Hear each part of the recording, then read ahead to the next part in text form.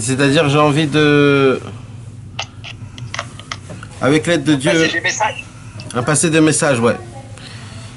Bezrat Hashem.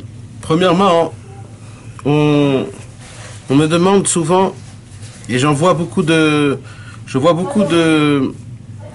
messages qu'on envoie partout, sur le Facebook, partout.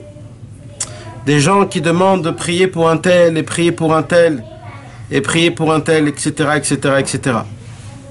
Et malheureusement, que Dieu nous en préserve. Il y a beaucoup de noms. Que Dieu nous en préserve, il y a beaucoup de noms. Et que Dieu nous en préserve, ça ne finit pas. Et presque on en a marre un petit peu de prier. On se dit, mais je comprends pas. Ça fonctionne pas. On essaye de prier, on fait des tikkun klali, on fait des teilim, on essaye de se renforcer. Mais malheureusement, on ne voit pas. On voit qu'il n'y a que des nouveaux noms. Chas v'shalom, des personnes qui tombent malades, des personnes qui sont atteintes. Malheureusement, et on est loin du compte, on est loin de beaucoup de choses. On m'a envoyé ce matin une Gemara dans Masechet Nedarim, où là-bas il y est écrit que quand un homme il est malade, alors c'est très important de ne pas dire que cette personne elle est malade. C'est comme ça, c'est écrit dans la Gemara. Dans la Gemara, à l'époque, il y avait une maladie qui s'appelait Boulga ou Bougna, un nom qui ressemble à ça. Et la Gemara, elle nous dit là-bas dans la Gemara, dans Masechet Nedarim, elle nous dit que c'est pas bien du tout de prononcer le nom de cette maladie-là, surtout si la personne en elle-même, elle en est malade et qu'elle le dit à chacun. Eh ben c'est pas bien du tout. Pourquoi?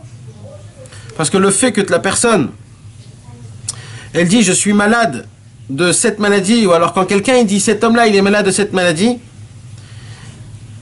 la Gemara elle explique là-bas que ça se pourrait que dans le ciel, en vérité il n'a pas cette maladie-là, il a une autre maladie qui ressemble, qui est rien du tout. Mais maintenant qu'il a donné le nom de cette maladie, lui-même il a appuyé cette chose, et dans le ciel ça a été reçu comme un tampon. Et dans le ciel, Chas v'shalom, on lui fait passer cette maladie parce que lui-même il a dit ok, voilà, ça y est, j'ai pris sur moi, je sais que je suis malade et j'ai atteint ça et ça et ça et ça. Rabbi Nachman il appuie plus fort que ça. Rabbi Nachman il nous apprend que les docteurs ne comprennent pas réellement les symptômes des maladies. Même de les guérir, ils savent pas. Comme ça il dit Rabbi Nachman. Ils ont quelques statistiques, ils ont quelques petites choses qu'ils savent, qu'ils connaissent, qu'ils savent gérer, fermer des plaies, arrêter du sang, etc. Ils savent, il y a des choses qu'ils savent, mais aucun docteur au monde peut diagnostiquer exactement à la perfection, à 100%, une maladie, même la plus simple. Il dit Rabbi Nachman dans Chayei Moharan, parce que chaque maladie, il a plein de symptômes et de diagnostics qui sont tout petits et cachés complètement. Et des fois, il y a ce symptôme-là, des fois, il y a un autre symptôme. Maintenant, le docteur, il croit que c'est obligé que ça soit 2, 3, 4 symptômes. Et si tu as ces 4 symptômes, c'est fini, tu as atteint la maladie. Rabbi Nachman, il dit c'est totalement faux. Chaque maladie, elle a un tronc. C'est quoi le tronc? C'est la maladie en elle-même. Et ce tronc a des branches. C'est quoi les branches? Ce sont des symptômes. Et il dit, ah ben nous, les symptômes, ils sont par des centaines. Et des fois, c'est des symptômes qu'on ne fait même pas attention, mais ils existent. Et c'est pour ça qu'il dit Rabbi Nachman, c'est pour ça que la majorité des fois qu'un docteur, il dit un tel est atteint d'une maladie un tel, il dit Rabbi Nachman, ne les croyez pas. Pourquoi? Il dit, ah ben nous, parce que dans le ciel, on lui a donné des symptômes, mais c'est pas la maladie qu'on lui a donné. On lui a donné juste un petit truc comme ça, un petit truc comme ça.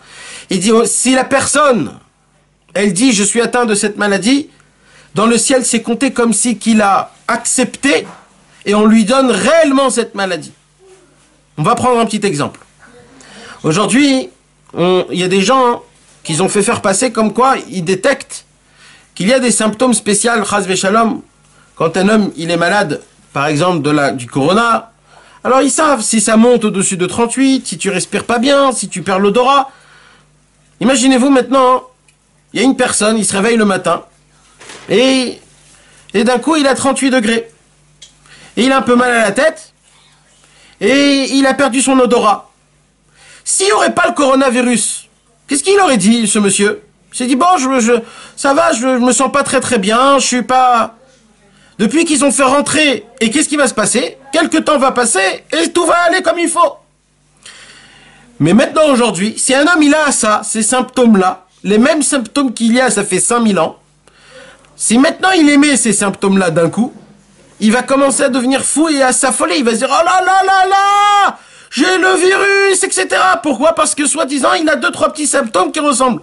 Il vient Rabbeinu, il dit, écoute-moi bien. Si tu dis que tu as atteint la maladie, si tu te dis, ça se pourrait que j'ai ça, il dit Rabbeinu Akadosh, sache-le dans le ciel, on va t'envoyer cette maladie parce que tu l'as acceptée. Maintenant, ça va encore plus loin, il dit Rabbeinu. Il dit Rabbeinu, maintenant, même si le docteur a fait réellement le test, et il a réellement vu que Bémet, cette personne-là, elle a atteint la maladie Chas Veshalom. Il dit Rabbi Nachman, même dans ce cas-là, il se trompe le docteur. Pourquoi il se trompe?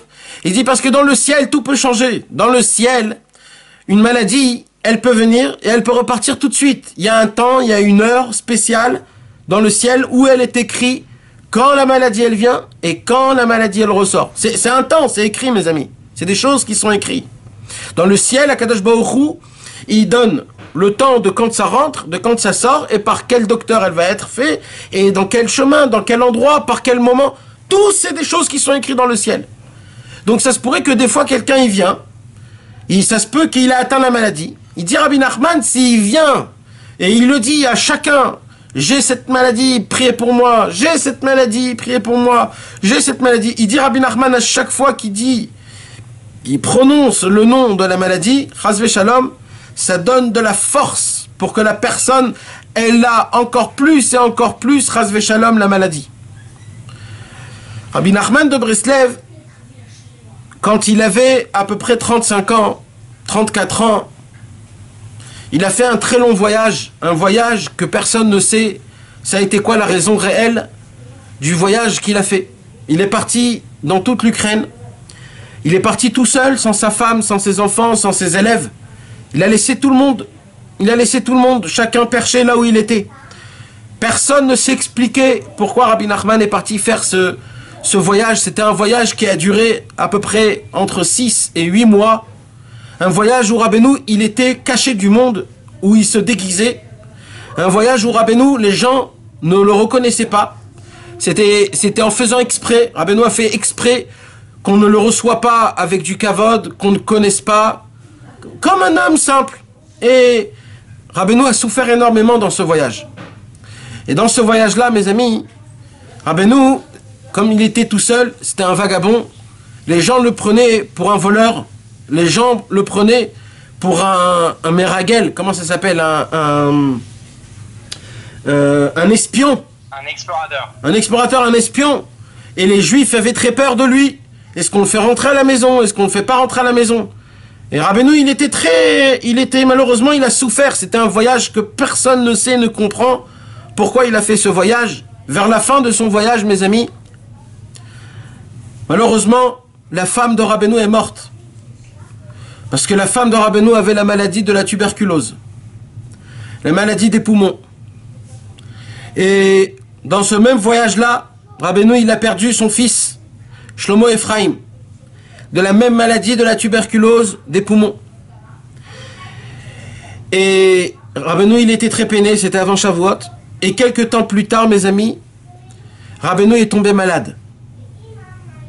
Et quand Rabbeinu, il est tombé malade, il a envoyé une lettre à ses élèves, à Rabbi Nathan, à Rabbi Naftali, à Rabbi Shmuel Aizik, à Rabbi Yudel, à Rabbi Aaron, le Rav de Breslev.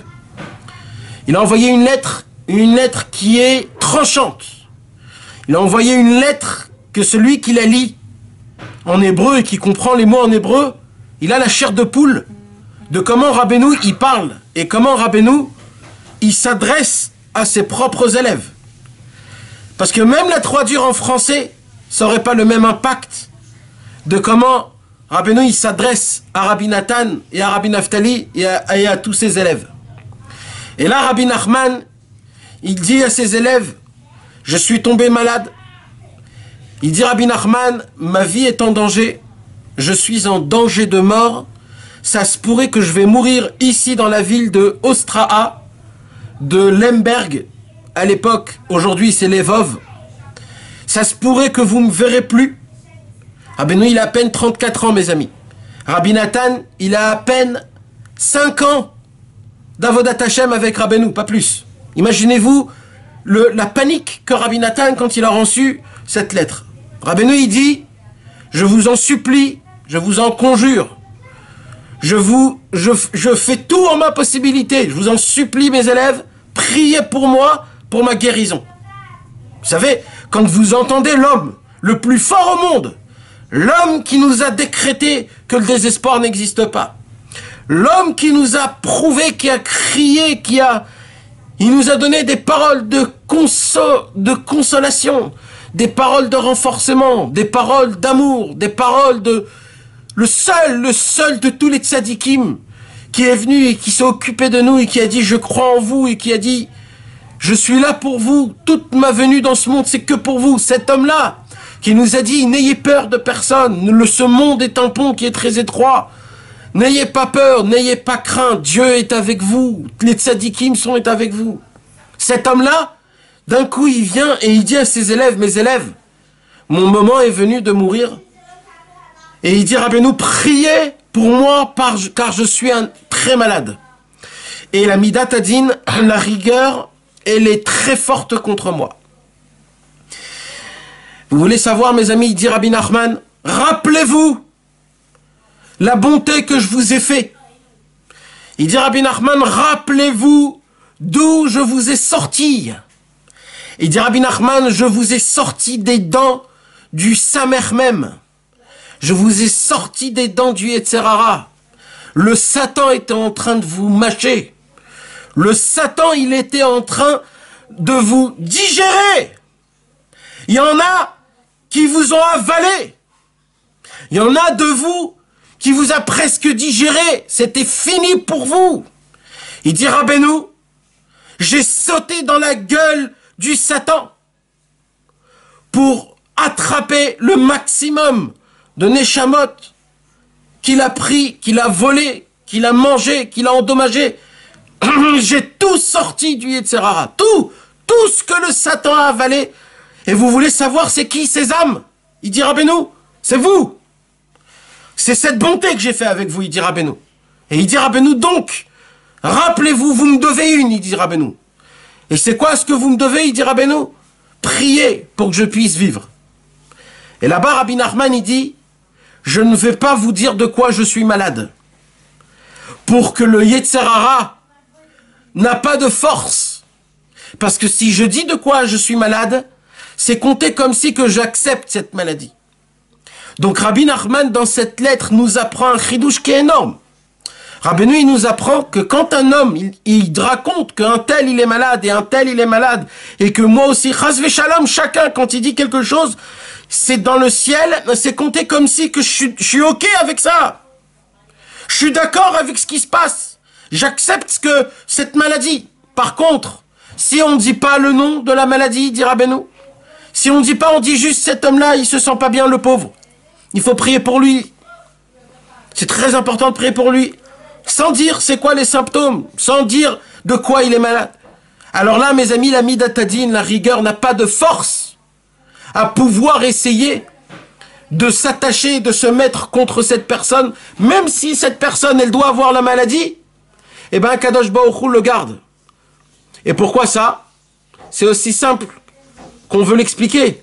C'est parce que au moment où je ne dis pas le nom, au moment où je n'explique pas, et je ne le répète pas, le nom chas v'shalom de la maladie que j'ai, grâce à ça, j'enlève la force.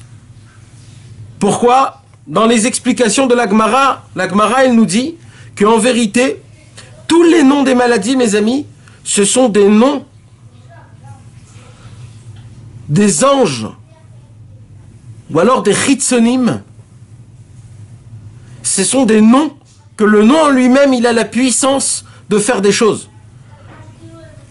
Donc en général, mes amis, il y a un problème énorme quand un homme, même il dit de ses bouches, même le nom de la maladie. Donc il faut s'arrêter de dire les noms de maladies. Ça, c'était la première Oda'a que je voulais vous dire. Deuxième Oda'a que je voudrais vous dire, Bezrat Hashem.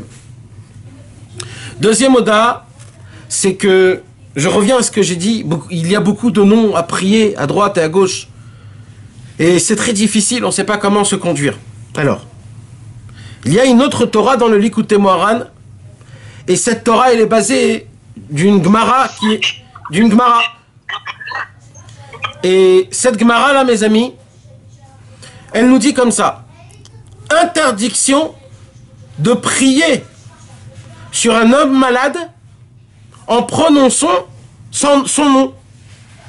Interdiction. Pourquoi? Parce que si cet homme est atteint d'une maladie quelconque, ça voudrait dire que dans le ciel, son dossier est ouvert et on est en train d'étudier son dossier. Donc pour pas qu'on fait encore en sorte qu'on rouvre son dossier encore et encore, vaut mieux pas dire le nom. Parce que quand on dit le nom dans le ciel, on prie pour lui, pour dire un nom. Alors dans le ciel, ce nom, il monte en haut et ils disent: ah bon? Mais venez, amenez-moi le dossier de monsieur un tel, fils d'un tel. Et là, ils ramènent le dossier. Et là, ils ressortent des dossiers, des problèmes d'il y a très longtemps. C'est pour ça que la Gemara, il dit, quand un homme est malade, interdiction de prononcer son nom et de prier pour son nom. Maintenant, mes amis, il y a une autre Gemara dans la Masechet Shabbat, où il y a écrit qu'un homme, s'il veut prier sur quelqu'un, quand par exemple il est malade, alors c'est très important de donner son nom à tous ses amis qu'il aime, parce que les gens qu'il aime vont prier pour lui du bon cœur, et Hachem aime les prières qui sortent d'un cœur qui est d'amour. Alors d'un côté on voit que la Gemara elle dit que quand tu veux prier pour un homme qui est malade, il faut que tu prononces le nom. Et d'un autre côté, tu vois qu'il y a une autre Gemara, que l'autre Gemara, elle dit interdiction de mentionner le nom du malade. Alors nous, on ne sait plus quoi faire. Qu'est-ce qu'il faut faire? Il faut dire le nom, il ne faut pas dire le nom. Comment ça fonctionne? Ça, c'est une stira. Ça s'appelle une stira dans la Gemara. Rabbi Nachman de Breslev, il rapporte la Gemara, et lui, il conclut, c'est interdit. Non, Rabbi Nachman, il dit comme ça. Des fois, quand on dit le nom d'un malade, ça peut lui faire du mal. Donc, des fois, il faudrait se taire. Et comme ça, Rabbeinu, il s'arrête dans Likutei Moharan et il ne nous donne pas l'explication. Donc, on reste avec un problème, un point d'interrogation. Quand on essaye d'ouvrir un petit peu les livres autour de la Gemara, les commentateurs, pour essayer de voir qu'est-ce qu'ils disent à ce sujet. Est-ce qu'il y a quelqu'un qui a remarqué qu'il y a une Gemara qui dit comme ça, une autre Gemara qui dit comme ça? Et effectivement, oui. Les explicateurs de la Gemara mentionnent cette question et ils arrivent à dire tous, plus ou moins, une réponse. C'est quoi la réponse? La réponse, elle est: si un homme se situe en face du malade, là, il ne doit pas dire son nom quand il prie pour lui. Il prend les Teilim et il dit: Hachem, voilà, je fais les Teilim pour mon ami qui est ici, sans dire le nom. Par contre, si la personne n'est pas en face de lui, là, il peut dire le nom. Si un homme, il prie sur quelqu'un qui n'habite pas à côté de lui ou qui n'est pas en face de lui, là, tu peux dire le nom. Ça, c'est la réponse des commentateurs de la Gemara. Mais d'après ce que Rabbeinu a dévoilé dans le Likutei Moharan, où Rabbeinu ne fait pas cette différence. Rabbeinu, il dit juste, des fois, il y a des moments qu'il ne faut pas dire le nom du malade. Alors Rabbeinu nous laisse en point d'interrogation. C'est pour cela, mes amis, que le petit-fils de Rabbi Nachman de Breslev, qui s'appelle Rabbi Shimshon Barsky, a écrit un livre qui s'appelle Etzot Mevoharot. Et dans le livre Etzot Mevoharot, il donne un conseil. Et il dit, je ne sais pas si c'est ça le bon conseil, mais j'ai vu que comme ça, les Chassidés Breslev priaient.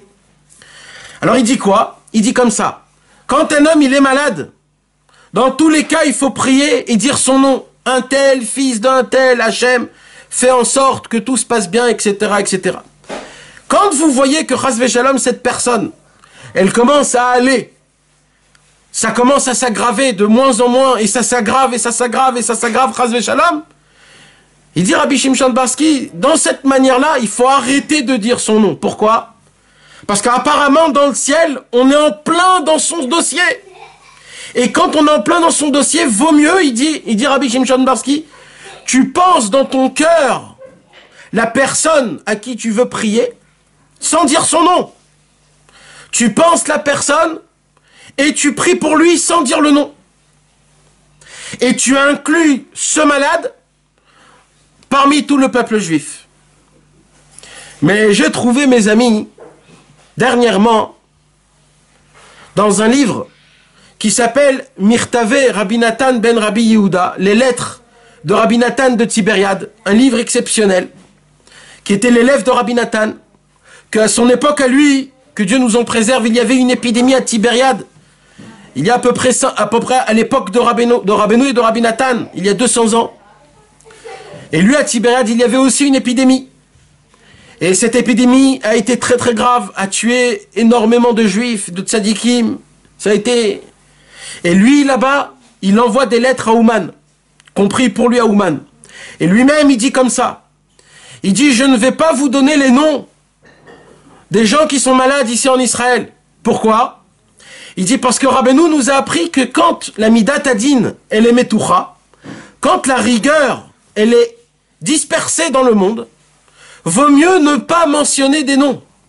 Pourquoi? Pour pas que Chas v'Shalom, on entend ce nom, qu'il y a un ange accusateur qui entend ce nom et qui va vite prendre ce nom et va vite faire un carnage dans le ciel.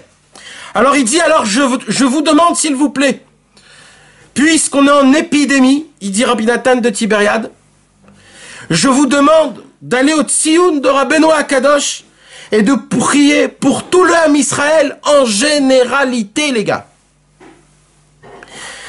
Aujourd'hui, mes amis, on est en mode épidémie, que Dieu nous en préserve. De mentionner des noms de malades, mes amis, ça se peut que ça peut faire plus grave que ça. Ça se peut que des gens qui sont à peine atteints, ils peuvent être plus graves, ils peuvent être... Vous voulez savoir, mes amis, je vais vous dire quelque chose. C'est pas du tout ça ce que je voulais vous parler aujourd'hui, mais comme j'ai commencé, il faut que je continue. Excusez-moi que je parle de ça, mais je suis obligé de terminer avec ça. La Gemara, il nous raconte qu'est-ce qui se passe en mode épidémie. En mode épidémie, il y a l'ange que Dieu a nommé sur cette épidémie spéciale. Et il lui donne la permission de faire descendre cette épidémie dans le monde. Et l'ange, il y a écrit que l'ange, il descend dans ce monde, et quand il descend avec un Ruach Sahara, c'est-à-dire avec un vent, une tempête énorme. Une tempête descend dans le monde. Et voyez toujours, à chaque fois avant qu'il y ait une épidémie, il y a toujours une tempête, ou alors de feu, ou alors d'air. Vous allez voir, juste avant qu'il y ait eu l'épidémie, il y a eu des hectares et des hectares d'incendies en Australie. Et il y a eu des tempêtes et des tempêtes en Israël et partout en Égypte. C'était quoi ça, mes amis? C'est quand l'ange, Chas v'Shalom, le Mashrit, il descend. Maintenant, l'ange, il a une épée. Et son épée, elle est dans sa ceinture. Tant qu'il ne sort pas sa ceinture, mes amis, c'est que l'ange, il est en train de frapper les non-juifs. Mais quand Chas v'Shalom, il sort son épée de sa ceinture, ça voudrait dire que la permission a été de frapper même les juifs. Et là, mes amis, la Gemara nous dit, si l'ange a sorti son épée de son étui, vaut mieux se cacher dans des grottes et dans des maisons, parce que quand son épée est sortie, il ne fait pas attention entre les tzadikim, les bénonim et les rishaïm, entre ceux qu'on a besoin d'eux, ceux qu'on n'a pas besoin d'eux. Ce qu'il voit, il frappe. C'est donc la raison pour laquelle, mes amis, ce n'est pas pour rien qu'on nous a dit de rentrer en quarantaine être fermés dans des maisons. Les docteurs, eux, ils disent c'est pour pas qu'on attrape le virus. Mais en vérité, c'est pas ça la vraie raison. C'est quoi la vraie raison? C'est parce que dans une situation pareille, on n'a rien à faire dehors, mes amis. Il faut se cacher. Il faut se cacher de la rigueur, il faut se cacher de ces endroits-là. C'est pas pour nous de sortir dehors. Akadosh Baruch Hu, il veut qu'on se cache. C'est très important, c'est toujours comme ça. Maintenant, mes amis, il dévoile Rabbi Nachman un chidouche qui est énorme. Il dit Rabbi Nachman, à la fin des temps, c'est Rabbi Nathan dans l'Ikuta Alachot. Il dit Rabbi Nathan, à la fin des temps, il y a écrit dans les prophètes que malheureusement il va y avoir des grandes choses qui seront très difficiles sur le peuple juif. Pas la Gog Magog. Mais il y a écrit dans les prophètes, dans Yeshaya, il y a écrit qu'il y aura des maladies, il y aura beaucoup de pauvreté, il y aura beaucoup de manque d'honneur. Il y a des simanim comme quoi précède le Mashiach. Comme quoi ces simanim, ça fait déjà très longtemps que malheureusement on les vit. Mais le prophète Yeshaya, il nous les dit. Et Rabbi Nathan, il rapporte ces prophéties et il dit comme ça, Rabbi Nathan. Il dit, Rabbi Nathan, c'est vrai qu'il y a un ange. C'est vrai qu'il a une épée. C'est vrai que quand son épée elle est dehors, quand il la tient dans ses mains, c'est vrai que c'est une sakana énorme. C'est vrai que c'est un danger exceptionnel. Il dit, Rabbi Nathan, mais Rabbeinu nous a appris un chidouche gadol. Rabbeinu nous a appris un chidouche gadol meod. Il dit, Rabbi Nathan, rappelez-vous de la deuxième Torah du Likutei Moran, qui ikar klezeno shel Mashiach wa tfila. Il dit Rabbi Nathan comme ça. Rabbi Nachman nous a appris que l'ustensile essentiel, l'arme le plus sophistiqué du monde que le Mashiach utilisera pour mener sa dernière guerre dans le monde, ça sera la prière. Et il dit Rabbi Nachman, et je l'appelle ça, ce mot-là, la prière, je l'appelle un klezaïn. C'est quoi un klezaïn? Une arme. C'est quoi une arme? Dans le Lachon de la Gemara, une épée, c'est aussi un klezaïn. Et là, il dit Rabbi Nathan comme ça. Ça se peut réellement que l'ange, il est là avec son épée, en train de tuer des jeunes et des vieux et des gens et des juifs, Chas v'Shalom, et il en fait des tas par jour. Et il dit, mais sachez, d'un côté c'est un danger énorme, mais d'un autre côté il faut que vous le sachiez, que tout homme qui va prier, on lui donne, c'est lui qui prendra l'épée du Satan. Et le Satan ne pourra plus faire sa tuerie dans le monde. Comme ça, il dit Rabbi Nathan, pourquoi? Il dit parce que l'épée, il n'y en a qu'une dans le monde. C'est avec cette épée qu'on fait tout. Comme c'est écrit dans la Torah bête. Dans la Torah bête, il y a écrit que l'épée, elle est tranchante double. À droite et à gauche, le bien et le mal, la mort et la vie. Donc, si le Satan, il l'utilise pour faire ce qu'il doit faire en mal, si moi, en tant que juif, j'utilise ma prière, et ma prière c'est quoi? C'est une épée, et je l'utilise pour Hachem, je l'utilise aussi pour prier sur le Ham Israël, pour faire Teshuvah, automatiquement je lui vole cette épée qui la tient dans sa main, et je la prends moi-même. Et cette épée, elle devient à moi. C'est de là où Rabbeinu, il vient et il dit dans Sichot Haran, il dit, comment vous laissez Dieu décréter des décrets? Alors les élèves de Rabbeinu, ils lui ont dit, Rabbeinu, qu'est-ce que tu es en train de dire là? Il lui dit, oui, je vous pose une grande question. Comment vous laissez Hachem décréter des décrets? Alors les élèves de Rabbeinu, ils lui ont dit, mais Rabbeinu, mais Hachem, il fait ce qu'il veut, Hachem. C'est lui qui décrète les décrets. Qui nous on est, nous, pour faire des décrets? Rabbeinu, il lui dit, mais vous n'avez pas compris ce que je suis en train de vous dire. Il dit, Rabbi Nachman, sachez une chose. Quand un homme, il s'enferme, quand un homme, il s'isole, quand un homme, il se met en quarantaine, quand un homme, il ferme toute sa matérialité, son téléphone, sa femme, ses enfants, ses occupages, ses problèmes, tout. Quand un homme, il est prêt à fermer, à clé, à donner le guet à ce monde, pour consacrer une heure précieuse devant Hachem et lui parler à Hachem, de lui raconter ce qui s'est passé ma journée, si je suis bien, si je suis énervé, si je suis en colère, si j'ai menti, si je suis bien, si je suis pas bien, si j'ai bien mangé, si j'ai pas bien mangé, si j'ai grondé mes enfants, si j'ai... Tout, tu lui racontes tout et rien, ce qui est important, ce qui n'est pas important. Tu lui racontes ta vie, tu lui racontes tout ce qui se passe dans ta journée. Tu lui racontes tout, tu lui parles, tu lui demandes des bakashot. Il dit Rabbeinu à ce moment-là même, à Kadosh Baruch Hu, il arrête tout son occupation et il dit maintenant, taisez-vous tous. Il y a quelqu'un qui est en train de me parler en bas. C'est un chassid Breslev. Il est en train de me parler en bas. Taisez-vous tous, je dois l'écouter. Il dit Rabbeinu, si vous aurez fait Itbodedut, il dit Rabbeinu, vous n'aurez pas laissé le temps à Hachem de décréter des décrets. C'est ça, mes amis, la prière. C'est ça de voler l'épée du Satan. C'est ça de voler l'épée de l'ange qui est venu dans ce monde et qu'il a fait un massacre énorme dans le monde en entier. Il a commencé avec les Chinois et il est passé petit à petit jusqu'à qu'il arrivait chez nous en Eretz Israël. Ça arrivait en France, ça arrivait en Amérique. Que Dieu nous en préserve, mes amis. J'entends tous les jours. C'est pas bien ce que je fais parce que j'entends des mauvaises choses. Normalement, je ne dois pas entendre. Normalement, un vrai chassid Breslev, il ne doit pas entendre ces choses-là. Mais malheureusement, j'entends des choses pas bien. Et malheureusement, j'avale et je gobe ce que ces imbéciles disent. Comme quoi c'est une catastrophe. Il y a des centaines de chassidim qui, chas v'shalom, sont morts en Amérique hier et avant-hier, à peine en 2 jours. On entend des choses très graves à droite et à gauche. Nos amis, nos frères, notre famille, on entend le papa de un tel, et le frère de un tel, et la sœur de un tel, des gens proches de nous. On dirait que il les choisit même pas.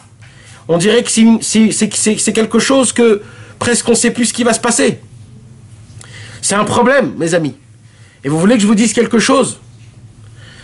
Akadosh Baruch Hu, il essaye de faire en sorte de nous mettre dans une situation qui est très, très exacte. Aujourd'hui, j'ai entendu d'un très grand chassid Breslev une parole de vérité qui est énorme. Une parole de vérité qui est exceptionnelle. Cet homme-là, il a dit comme ça. Rabbeinu a dit dans Chayei Moharan une parole que jusqu'à maintenant, ça a été dur de la comprendre. Mais d'Afka maintenant, on comprend la puissance de cette parole. Quoi? Rabbeinu a dit dans Chayei Moharan, moi, je ne vous ai rien inventé. Tout ce que je vous ai dévoilé, c'est quelque chose qui est complètement nouveau, mais qui est très ancien. Comme ça Rabbeinu a dit. Il dit à Rabbeinu, le problème c'est quoi? C'est que tout ce que je vous ai dévoilé, c'est comme ça que à l'époque de Avram, Yitzhak et Yaakov se conduisaient et devaient se conduire chaque juif. Mais au fur et à mesure du temps, on a totalement oublié. Des millénaires sont passés et aujourd'hui, on se retrouvait complètement dans un autre chemin. Il dit Rabbi Nachman, mon travail a été de ramener les ressources, de ramener le chemin ancien que Avram, Yitzhak et Yaakov se conduisaient à l'époque comme c'était. Comme ça Rabbi Nachman a dit. Maintenant cette parole, quand je la lis, je la comprends pas. Elle veut dire quoi en fait cette parole? Elle veut dire quoi exactement? Que quoi? Que ce que Rabbeinu il dit c'est quelque chose de très ancien et que lui il a renouvelé. Et alors, c'est quoi? Rabbeinu il nous raconte son historique de son chidouche. C'est pas Rabbeinu, c'était pas ce genre. Rabbeinu quand il disait quelque chose, Rabbeinu, c'était pour nous donner des explications, etc., etc. C'est pas juste pour nous donner l'historique de ces chidouches et Torah. Alors, écoutez ce chidouche, comment il est beau. Venez, on voit qu'est-ce qui se passait à l'époque d'Avram, Yitzhak et Yaakov. Comment à l'époque d'Avram, Yitzhak et Yaakov, les gens y priaient. Alors on ouvre le Rambam, Ilchot Fila, et le Rambam dans Ilchot Fila, il nous dit quoi? Il nous dit au tout début, à l'époque de Adam Arishon, Noach, Avraham, Yitzhak et Yaakov, à l'époque, il y avait eu une obligation de prier à Hachem une seule fois par jour et de prier à Hachem avec tes propres mots. Le Rambam il dit comme ça, il y a une mitzvah ta'aseh deoraita, il y a une mitzvah deoraita, Va'avadetem et Hashem Elohechem. Vous servirez Dieu. Et la Gemara, elle pose la question de quel service on parle. La Gemara, elle nous apprend Ezoi avoda, zo avoda shebalev, zo tfila. C'est quoi un service? C'est un service du cœur, c'est la prière. Donc, alors le Rambam nous apprend que la mitzvah de Horaïta, de la prière, c'est quoi? C'est de s'adresser à Hachem et de prier avec tes propres mots. Comme ça, il faisait Abraham, comme ça, il faisait Yitzhak, comme ça, il faisait Yaakov, comme ça, chacun, il faisait. Et comme ça, ainsi de suite, un par un, chacun par personne, on a jusqu'à il y a à peine 1000 ans, mes amis. Pendant 4 millénaires, le devoir de prier à Hachem, c'était de s'isoler et de prier à Hachem avec ses propres mots, de s'adresser à Dieu avec ses propres mots. Maintenant, il s'est passé quelque chose de pas bien, c'est quoi? C'est que petit à petit, les gens, ils ne savaient pas prier comme il faut. Ils priaient trop vite. Ou alors, chas v'shalom, ils basaient, ou ils parlaient des choses qu'il fallait pas. Jusqu'à que les gens, ils ont commencé à s'embrouiller. Alors, qu'est-ce qu'ils ont fait, la grande assemblée de Jérusalem? La grande assemblée de Jérusalem ont institué la prière. Et depuis, mes amis, qu'est-ce qui se passe? Depuis, tout le peuple juif, il prie Shacharit, Mincha et Arvit. Ce sont des tfilotes, des prières qui ont été instituées par les Anshek Knesset Agdola, par les 3 derniers prophètes, Chagai, Zcharia, Malachi, Hanania, Mishaël et Azaria. Et eux, ils ont écrit la prière. Ils ont fait rentrer dans chaque mot de la prière un concentré exceptionnel de prophétie, de lumière et de Ruach HaKodesh, ils ont fait en sorte que chaque personne qui vont lire les mots, juste les prononcer de leurs mots, ça monte directement dans le ciel et ça crée des mondes et des mondes dans le ciel, et toutes les bénédictions et toutes les bonnes choses qu'on doit recevoir, ça descend vers nous grâce aux mots qu'il y a dans la prière, qu'ils l'ont pris et qu'ils ont dosé les mots, vraiment. Dans le Arba Aturim, si vous voulez voir dans le Arba Aturim, Ilchot Fila, là-bas, ils comptent les mots. Ils disent, dans la bracha de Barech Alenu, il y a tant de mots, pas plus, pas moins. Dans la bracha de Atachonen l'Adam Da'at, il y a tant de mots, pas plus, pas moins. Dans la bracha de Atakadosh, il y a tant de mots. Si vous voulez ouvrir le Rambam, dans le Ahava, dans Ilchot Fila, le Rambam, il écrit dans son livre, qui est un Shulchan Aruch, il répète et il réécrit toute la prière, comme si qu'on ne connaît pas. Pourquoi tu fais ça, Rambam? Pourquoi? Le Sidour, c'est un Sidour. Pourquoi tu recopies tout le Sidour dans un livre d'Alacha? Parce que le Rambam, il veut nous apprendre un chidouche énorme. C'est quoi? C'est que dans chaque mot qu'il y a de la prière, mes amis, il y a dedans un concentré énorme de Ruach HaKodesh, de prophétie, de lumière énorme qu'on peut même pas s'imaginer, que quand un juif, même qui comprend pas, quand un juif il dit les mots de la Hamida, quand un juif il dit les mots du Kriyat Shema, quand un juif il dit les mots du Baruch She'amar, dans le ciel il crée des abondances énormes, et c'est grâce à ces gens-là qui font jouer, manipuler, faire tourner tout le monde en entier, qui donnent de l'abondance dans le monde en entier. C'est grâce à ces personnes qui lisent la Torah. Maintenant, le problème, mes amis, c'est que nous, aujourd'hui, en ce qu'on est, là où on est arrivé à un niveau qu'on n'a plus d'importance ni à la prière. On n'est pas comme à l'époque où on faisait les Télim comme il faut, on faisait la Hamida comme il faut. Aujourd'hui, on est là, et même la Tfila, ce cadeau qu'on nous a donné, ce cadeau énorme des tzadikim qui nous ont donné 3 prières exceptionnelles en comptant le Tikkun Chatzot la nuit, c'est des choses qu'on peut même pas s'imaginer. Mais le problème, c'est quoi, mes amis? C'est que même ça, on a négligé, malheureusement. Alors, Rabbi Nachman de Breslev est venu il y a 200 ans, et il a dit, le moment est venu à ramener le temps comme Avraham, Yitzhak et Yaakov. C'est quoi? Il dit Rabbi Nachman comme ça. Il dit, Rabbi Nachman, j'oblige. Je donne comme conseil et obligation, et je mis en garde à tous mes élèves, et pas juste à mes élèves, à tous les juifs, toute personne qui m'entend, je vous en supplie, faites itbo des doutes, parlez à votre Créateur, parlez à lui, essayez, confessez-vous, Racontez vos rêves. Racontez ce que vous avez dans votre cœur. Videz votre cœur en lui. Il dit Rabbi Nachman, parce que l'essentiel de la prière, c'est pas Shacharit Mincha Arvit. L'essentiel et la racine de la prière, c'est Hitbodedut. C'est Hitbodedut, c'est Deoraita. Shacharit Mincha Arvit, c'est des Rabanan. Il dit Rabbi Nachman de Breslev, prenez l'Hitbodedut comme un travail, comme un service divin, le plus haut et le plus fort. Mettez tous vos forces. Il dit Rabbi Nachman, moi, pour devenir le tzaddik que je suis allé de porte en porte. J'ai demandé à tous les tzadikim, comment vous êtes devenus des tzadikim? Comment vous êtes devenus des bons juifs? Et Rabbi Nachman, il a dit, tous les tzadikim ont répondu, grâce à Hitbodedut. Mais vous voulez savoir quelque chose, mes amis? Même ça, on n'écoute pas Hachem. Même ça, on n'écoute pas Rabbeinu. Même Hitbodedut, on râle 1 heure. Qu'est-ce que je vais faire pendant 1 heure? Oh là là, qu'est-ce que c'est dur, je me répète. Ça fait des mois que je me répète.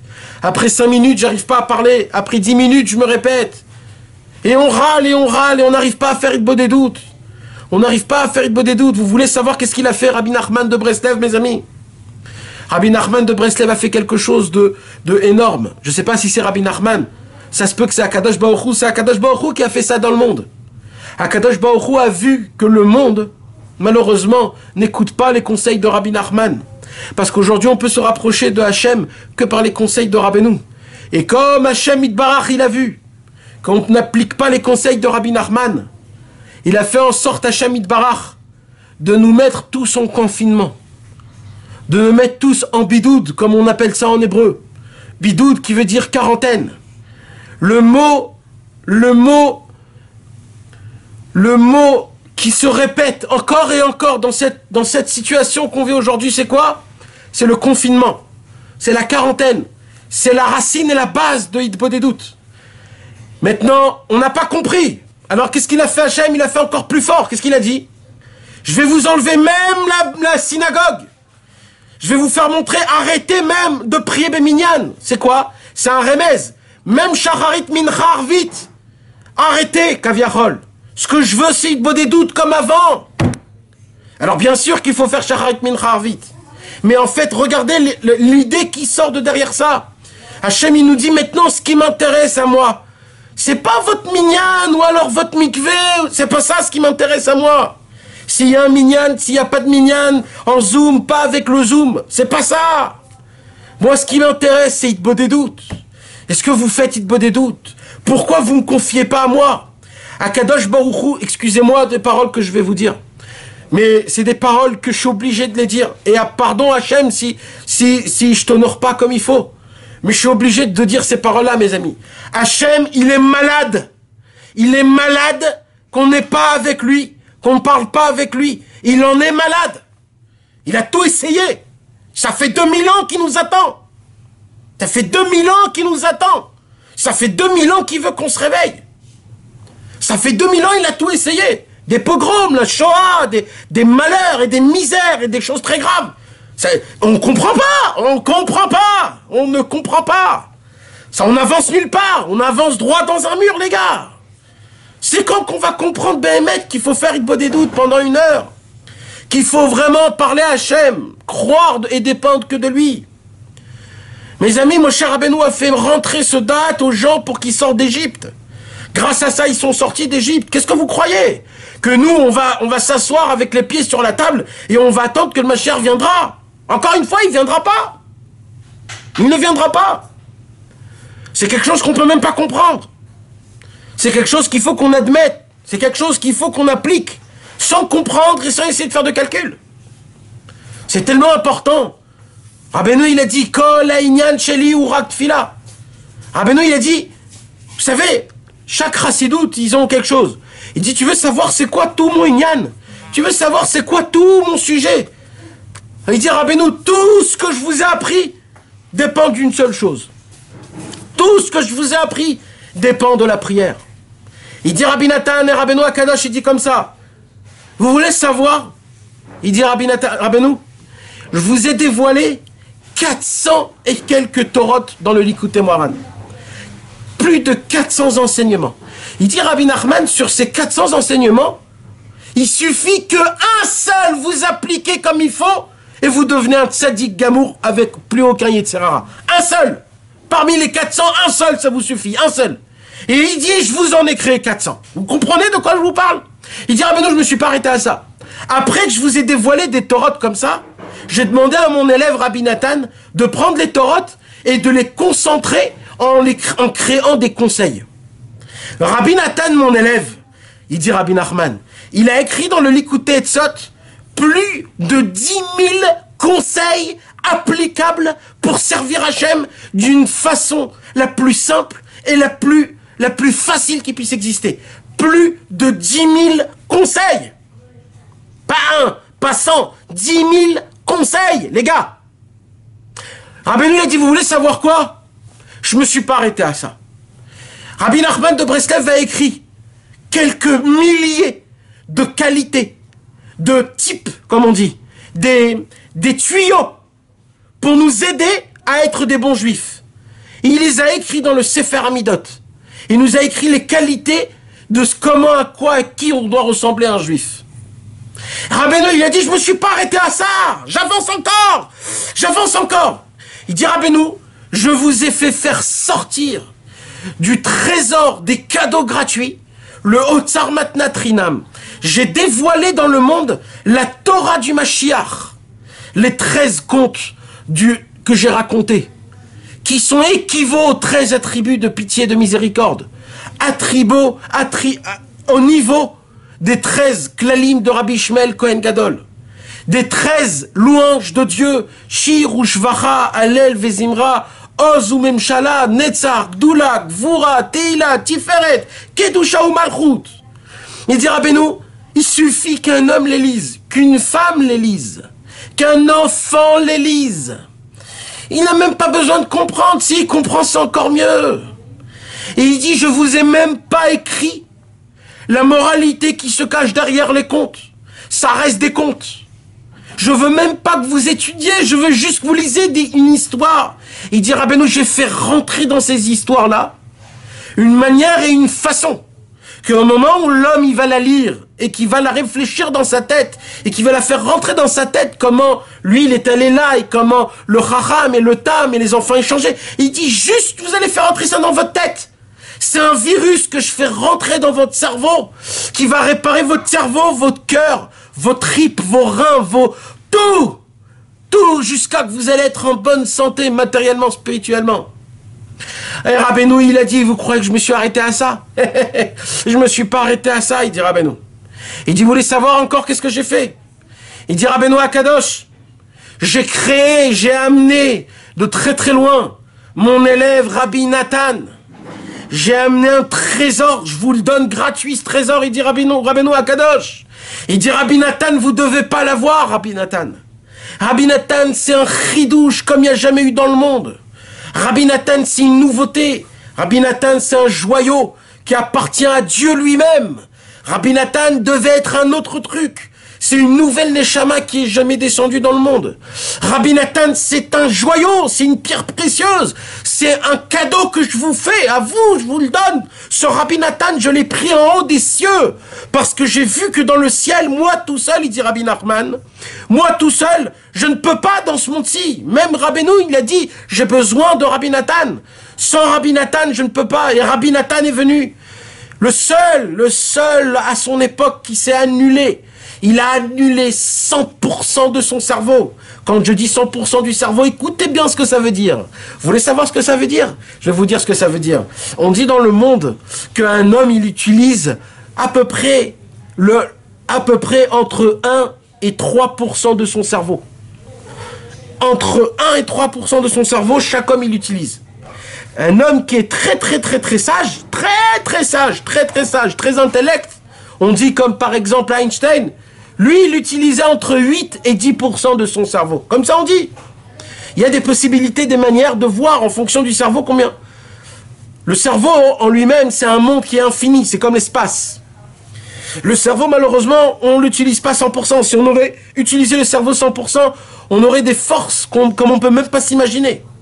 Aucune loi de la nature aurait une puissance sur nous.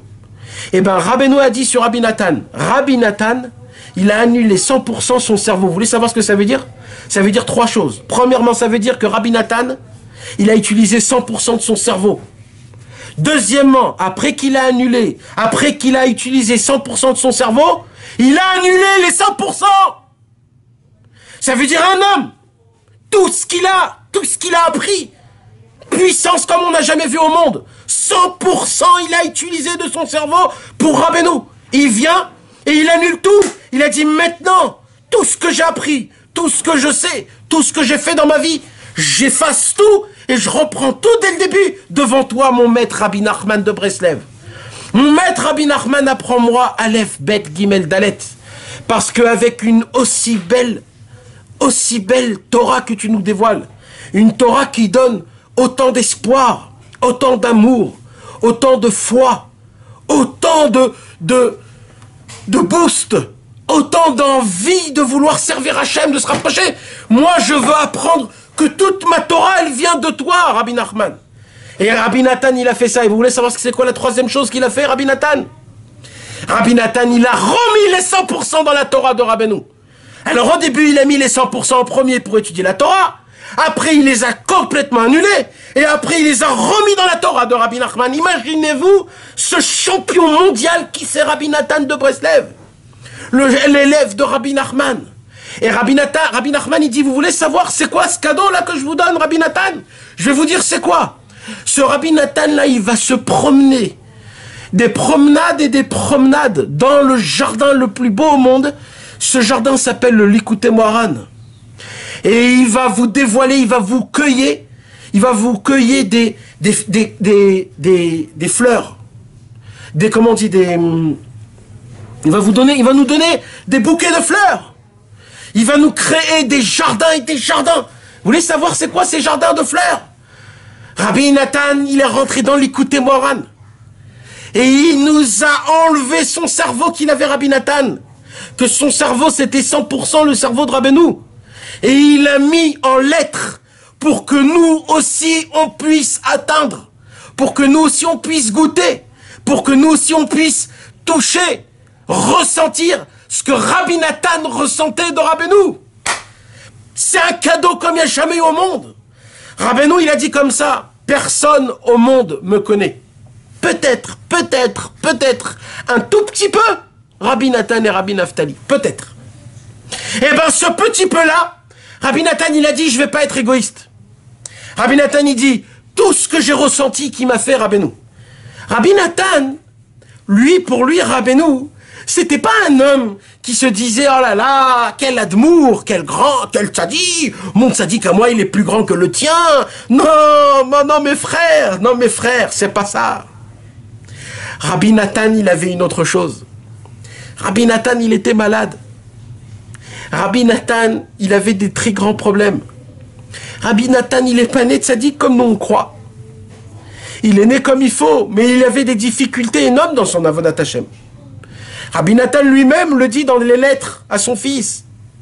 Il lui dit, tu sais mon fils, quand j'étais jeune, j'avais beaucoup de pensées. J'étais un homme qui était très pensif. Je pensais plein de pensées. Je me disais peut-être comme ça.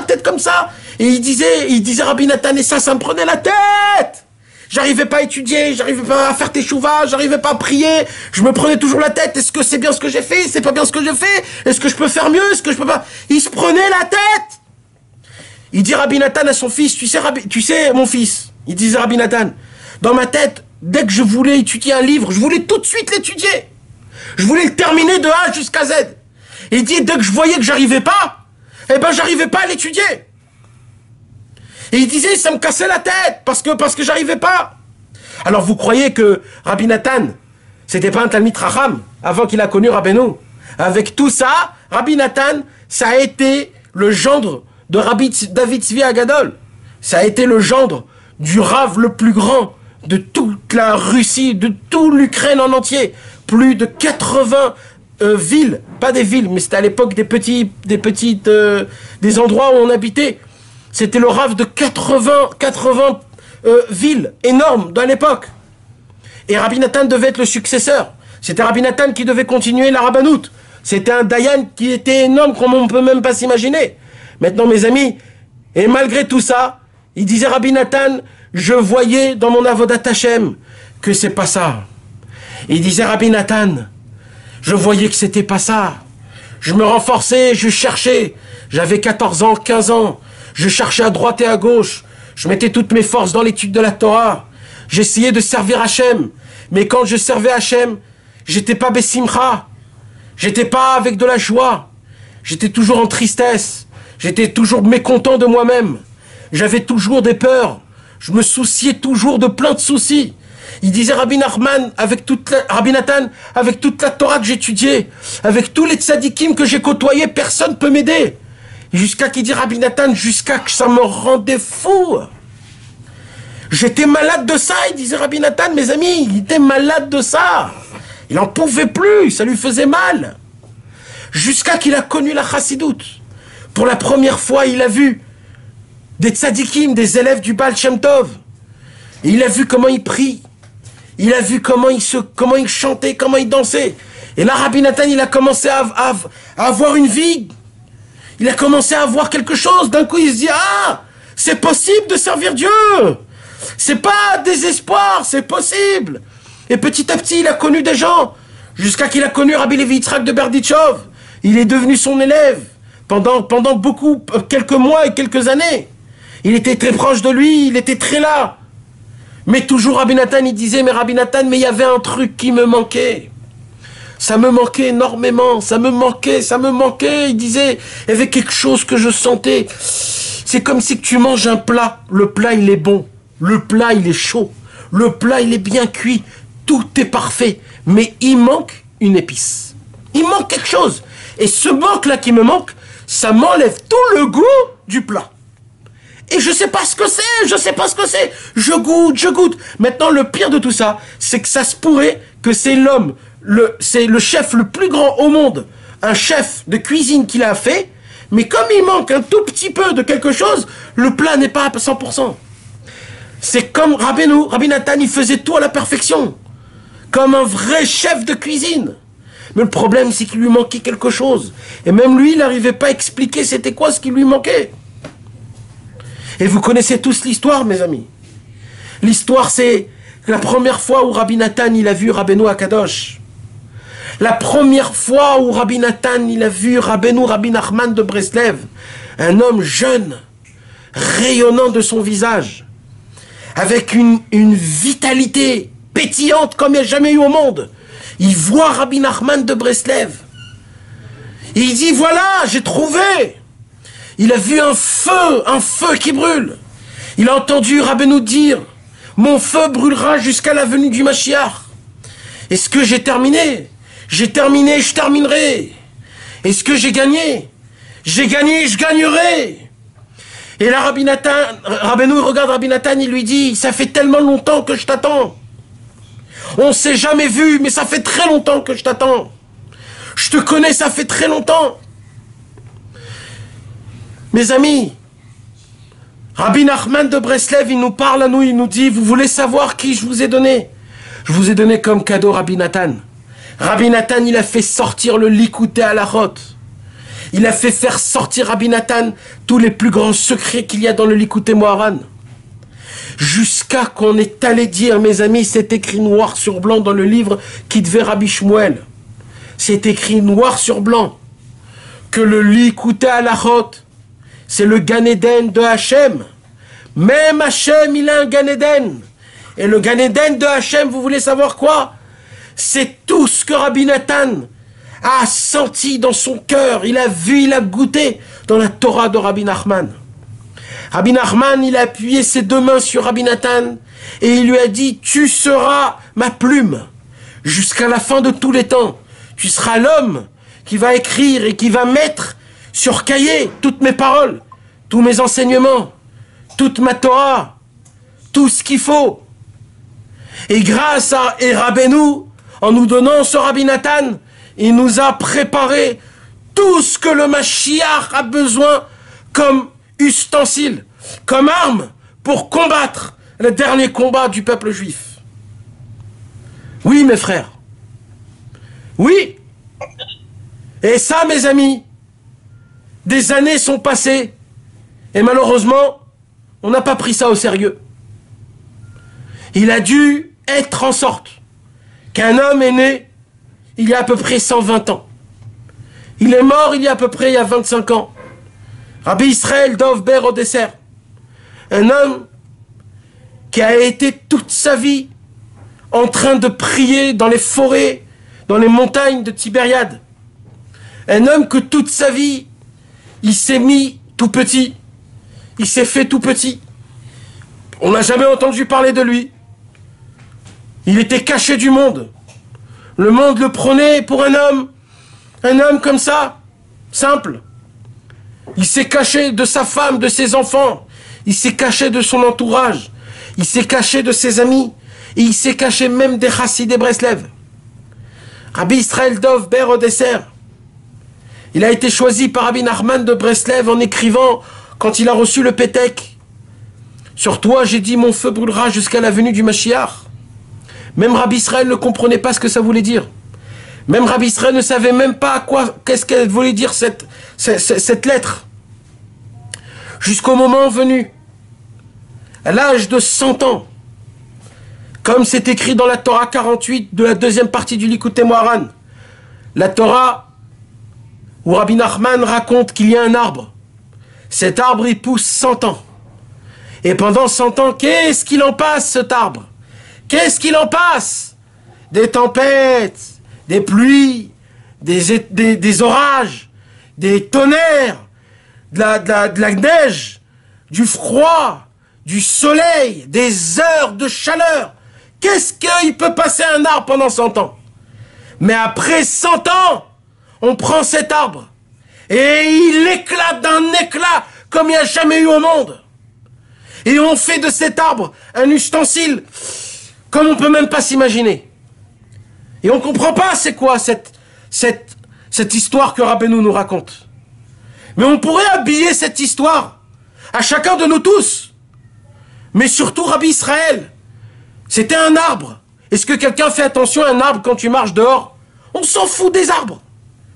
Limite, les gens font pipi devant les arbres. Les chiens, ils attendent un arbre pour faire pipi. Rabbi Israël, c'était le genre de personne qu'on le crachait dessus, on le montrait avec le doigt, ça c'est un Breslev. Donc combien il a souffert. Mais à l'âge de 100 ans, quand toutes ces personnes ont ri de lui, sont moquées de lui, cet homme-là encore vivant et eux, ils sont déjà morts depuis très longtemps. À l'âge de 100 ans, dans une chaise roulante, il est parti voyager dans les 4 coins du monde, en Amérique, au Canada, à Miami, à Los Angeles, à New York. Il est parti en France, en 83, quand même le nom Breslev n'a jamais été prononcé encore en France. Le premier Tikkun HaKlali, en 64, a été envoyé en France par Rabbi Israël en 1964, les gars. Qui a pensé aux Juifs de France?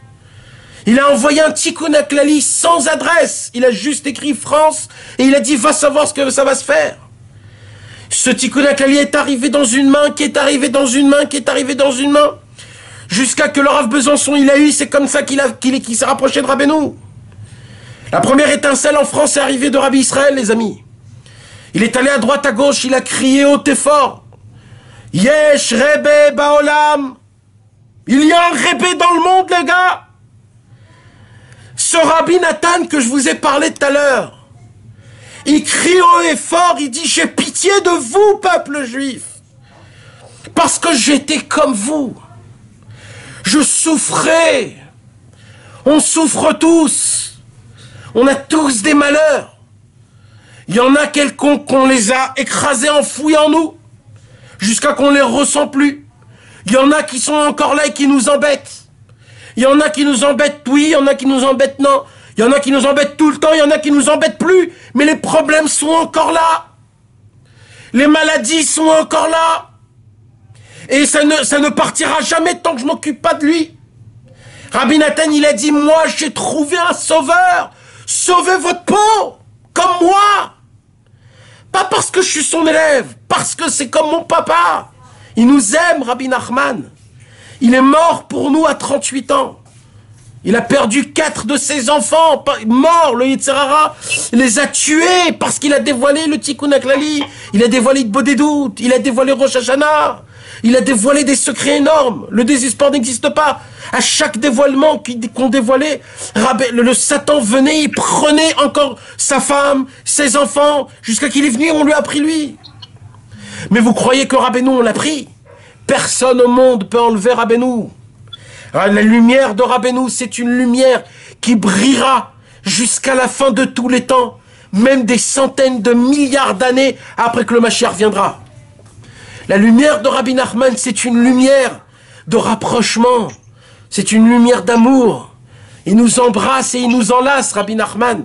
Et il dit, tout ce que je l'ai fait pour l'amour, pour vous, mes frères. Je vois les temps à venir. Je vois le manque d'émouna qu'il y aura dans le monde. Je vois comment les gens ils vont souffrir. J'en peux plus de ça. Il dit, Rabbi Nachman, ça me fait mal. Ça me fait trop mal. Il dit, Rabbi Nachman, j'en peux plus. Je ne sais pas. Je vais faire tout en ma possibilité pour vous sauver dans les plus profonds des abîmes que vous êtes. Dans les plus profonds shéol, là où vous êtes tombés. Je vais vous préparer tout ce qu'il faut pour que vous puissiez, comme il faut, pour que vous ayez dans vos mains et dans vos poches tous les ustensiles qu'il faut pour combattre la dernière guerre. Mais mes frères à moi, mais on dort encore.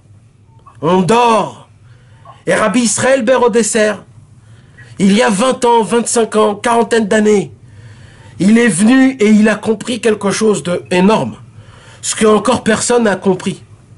Et il a dit, il y a 40 ans de cela, ça a été écrit dans son livre Israël Sabbat.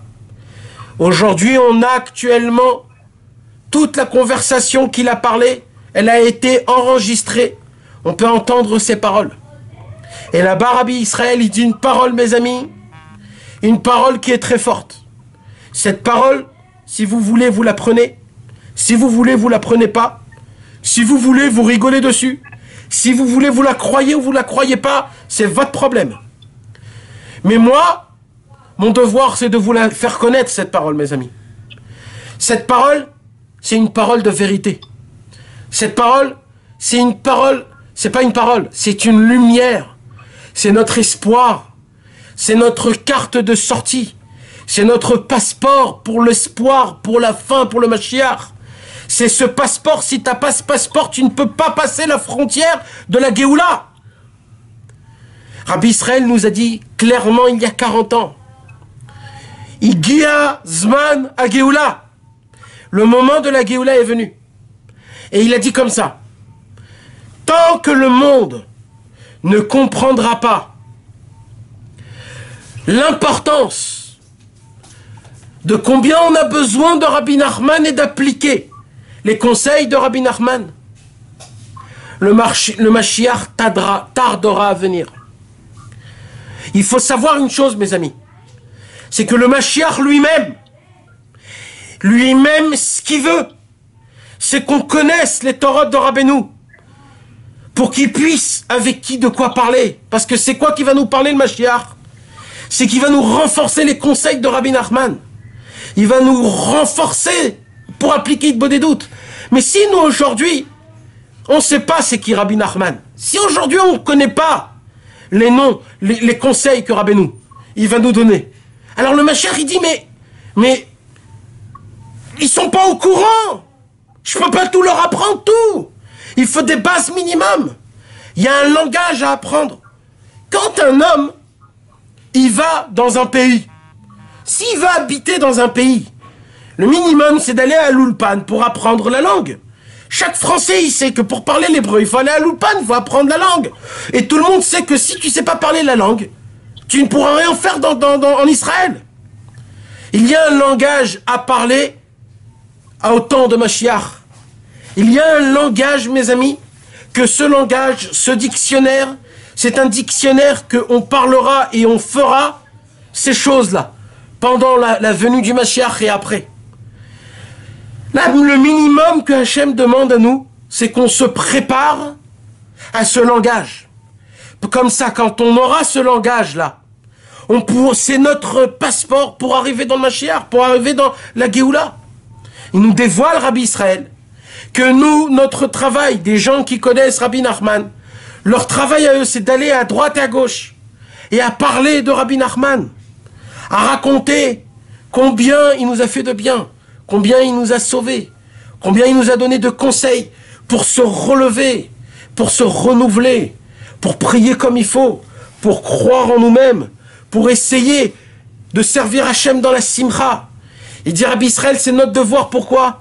Parce que plus de gens connaissent la grandeur de Rabbi Nachman, plus de gens connaissent les conseils de Rabbi Nachman, plus le Mashiach il est proche. C'est ce que Rabbi Israël a fait à l'âge de 100 ans dans une chaise roulante. Il est parti, il nous a cherché, nous et vous tous ici, mes amis, vous, surtout les Français qui connaissent Rabbi Nachman. C'est parce que Rabbi Israël, il est venu en 83 et en 92, et il a crié de toutes ses forces, il y a un Shrebe Baolam. Il y a un docteur qui est là, qui est prêt, il est prêt de toutes ses forces. Il est prêt à vous aider, il est là. Sans politique, sans grandeur, sans honneur, sans gava, sans rien.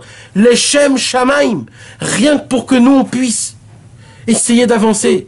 Mais là, mes amis, imaginez-vous celui qui connaît déjà Rabbeinu. Imaginez-vous celui qui connaît les conseils de Rabbeinu. Et lui qui n'applique pas ce qu'il n'applique pas, combien malheureux il est cet homme-là.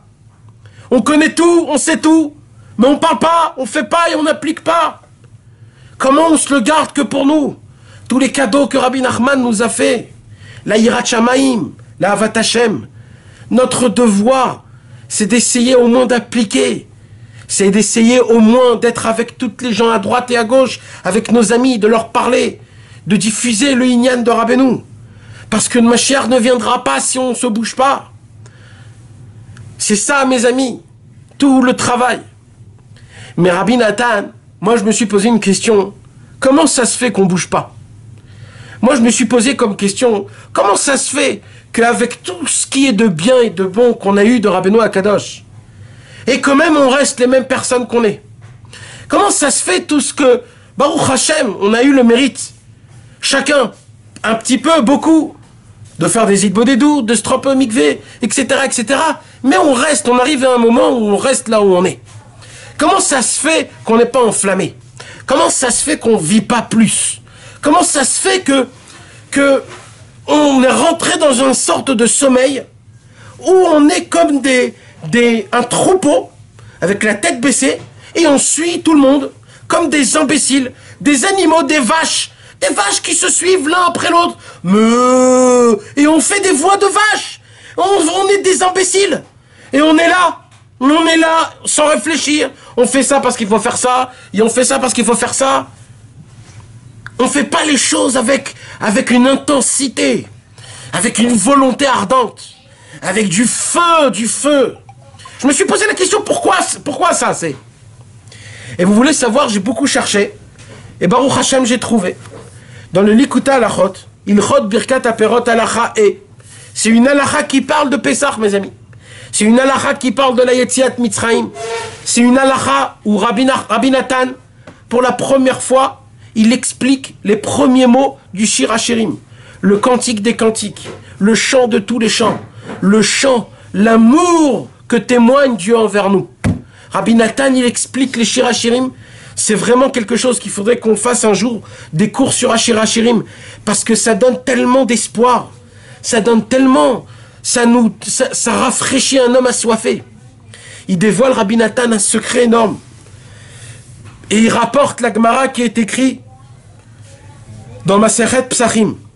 Bechol dor vador, chayav adam lirot et atzmo keilu u yatsa mi Mitzrayim. Et il dit Rabbi Nathan, Tsarich Adam liskor eitev eitev. Un homme, il a le devoir de se rappeler bien comme il faut, pendant tous les jours de sa vie, chaque jour et chaque instant, chaque moment, le fait qu'il est sorti d'Égypte.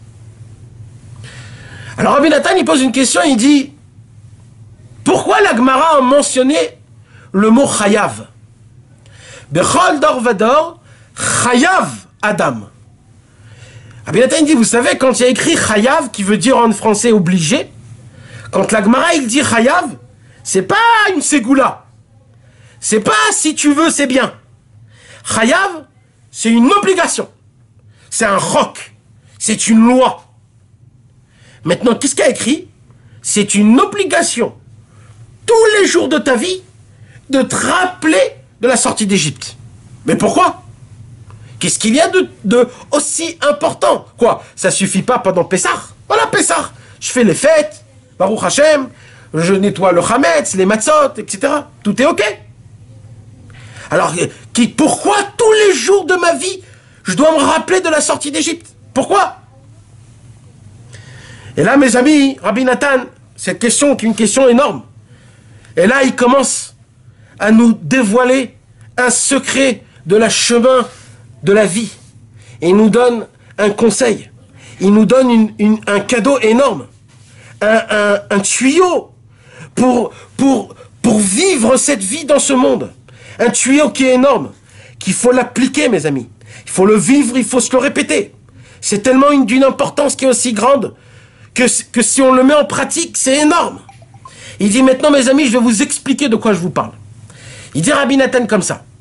Ce qui a été écrit dans la Gemara, Chayav Adam, lirot et atzmo, keilu yatsa mimitzrayim, c'est une obligation pour un homme tous les jours de se voir comme si qu'il est sorti d'Égypte. Il dit, je vais vous dire de quoi ça parle.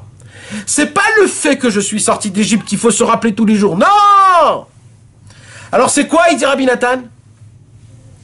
C'est le fait qu'Akadosh Baruch Hu nous a sortis plus tôt.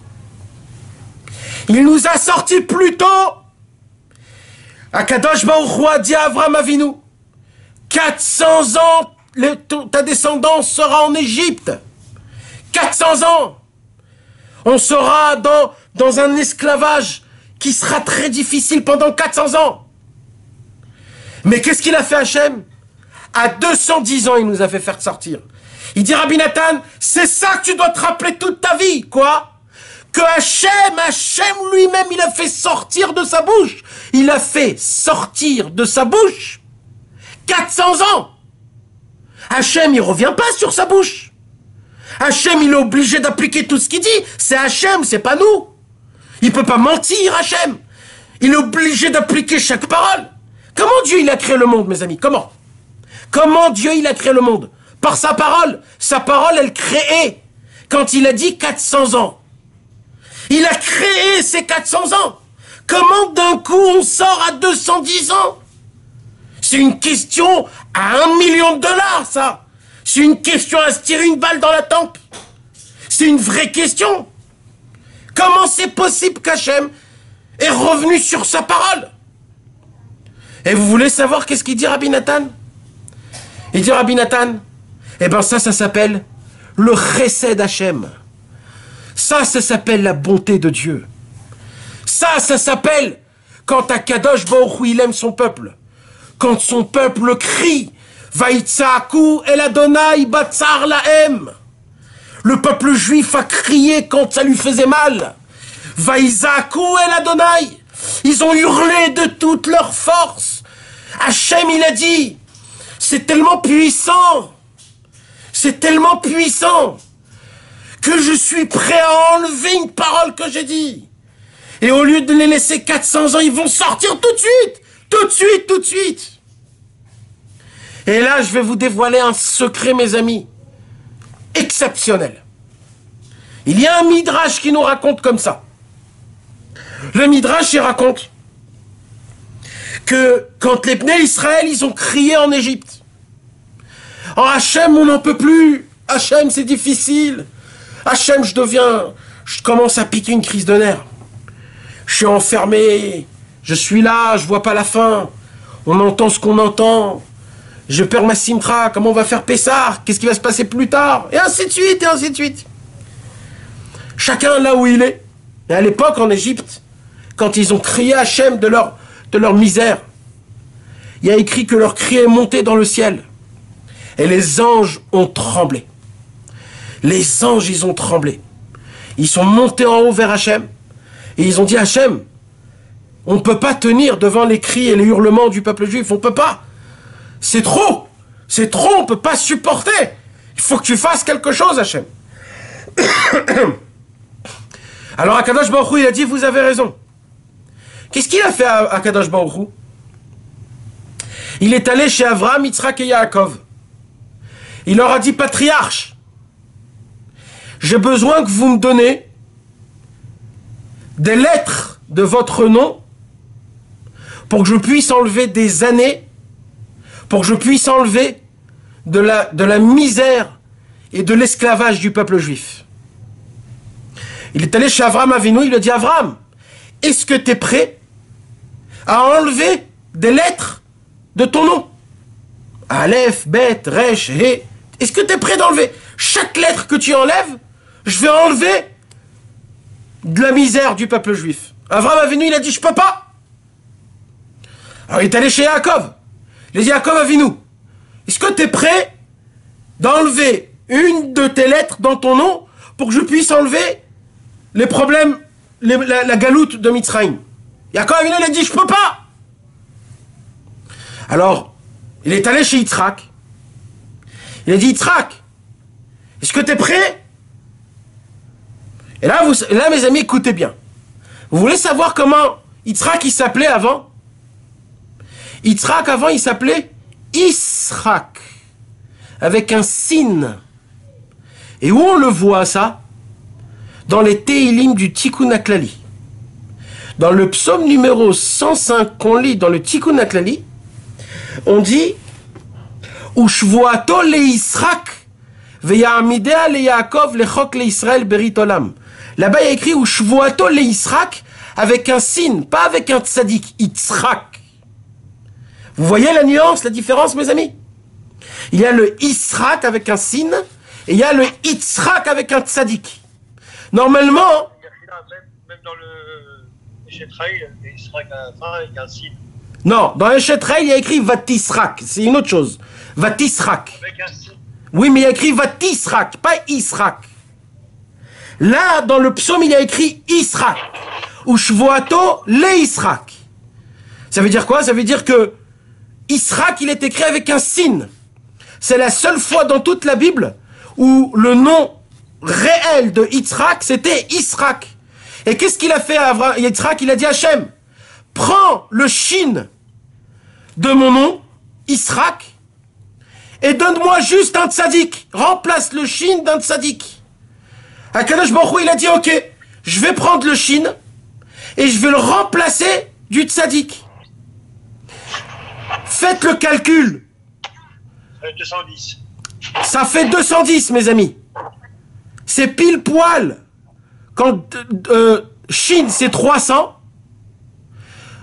Enlève Tzadik, c'est 90. Enlève 90 de 300, ça fait 210. C'est les 210 ans des Juifs qui sont restés en Égypte. De là, on apprend, il dit Rabbi Nathan, qui rapporte ce Midrash. Il dit Rabbi Nathan, toute la Géoula, elle s'est fait grâce à qui? Yitzhak. Et il dit Rabbi Nathan, et Yitzhak c'est quoi, mes amis? Yitzhak, mes amis, ça fait référence à deux choses. Quoi? Un, c'est le mot Yitzhak qui veut dire rigoler, la simcha. Il dit Rabbi Nathan, c'est comment qu'on sortira à la fin de tous les temps? Ça sera Bisrout Yitzhak. Et c'est quoi Yitzhak? C'est de rigoler, c'est la simcha. La simcha, c'est la emuna. Un homme qui n'a pas d'emuna, il ne peut pas être besimcha. Et il dit, la deuxième chose, c'est quoi Yitzhak? Il dit, Yitzhak, il a tendu son cou pour devenir un korban à Hachem. C'est la Messirut Nefesh, Yitzhak. Son symbole, c'est la Messirut Nefesh. C'est d'être prêt à être mis, de mettre sa vie pour Hachem. De se mettre toutes ses forces pour Hachem. Et il dit Rabbi Nathan, maintenant je fais le lien entre les deux, il dit Rabbi Nathan, Messirut Nefesh pour la Simcha. C'est comme ça qu'on sortira. C'est comme ça qu'on Mashiach viendra. C'est comme ça qu'on pourra avancer. C'est comme ça qu'on arrivera à la fin de tous les temps. Comme la première fois on est sorti d'Égypte, grâce à Yitzhak, qu'il a été prêt à nous donner sa lettre Shin. Et ben comme ça à la fin de tous les temps, ça sera grâce à Yitzhak, notre papa. Mais quoi? Comment on peut attirer le srout de Yitzhak Avinu? Il dit Rabbi Nathan, en faisant faire de la Messirut Nefesh pour la Simcha. en étant prêt à mettre sa vie en danger pour être tout le temps joyeux. Mettre sa vie en danger pour la simcha, pour ne pas tomber en colère, pour ne pas juger quelqu'un du mauvais côté, d'être gentil, de ne pas regarder à droite à gauche, de critiquer, que la simcha. Quand le Yetzer Hara me fait faire montrer des mauvaises choses que j'ai fait, je vais faire de la messirut nefesh pour la simcha. Je vais sauter, chanter, danser. Parce que Baruch Hashem, je mets les téphilines. Parce que Baruch Hashem, je vais être un bon juif. Et ça, Rabbi Nachman nous l'a dévoilé comment? Parce que Rabbi Nachman ben Simcha. Rabbeinu HaKadosh, c'est le fils de la Simcha. Et Rabbeinu, il est venu dans le monde en nous disant Mitzvah, Gdola, Liyot, Besimcha, Tamid. Rabbeinu nous a rajouté une nouvelle mitzvah. C'est quoi la nouvelle mitzvah que Rabbeinu nous a rajouté? C'est la mitzvah de la Simcha. Celui qui veut voir c'est quoi la Simcha, qui regarde sur YouTube comment Rabbi Israël, comment son visage était rayonnant, comment il chante et il danse, comment il rit et rigole. Quand Rabbi Israël est venu en France en 92 et qu'on lui a préparé le gala, il y a jusqu'à maintenant sur YouTube le gala. C'est impressionnant à voir comment Rabbi Israël n'arrête pas de rire. Et il rigole et il rigole. Et il rigole pas d'une manière comme on croit, comme si qu'on a rajouté une blague. Non, il rigole avec de la force. Il rigole avec une simcha qui est spéciale. Une vraie simcha de Rabbeinu. Et Rabbi Israël, il est pas mort. Vous voulez savoir pourquoi?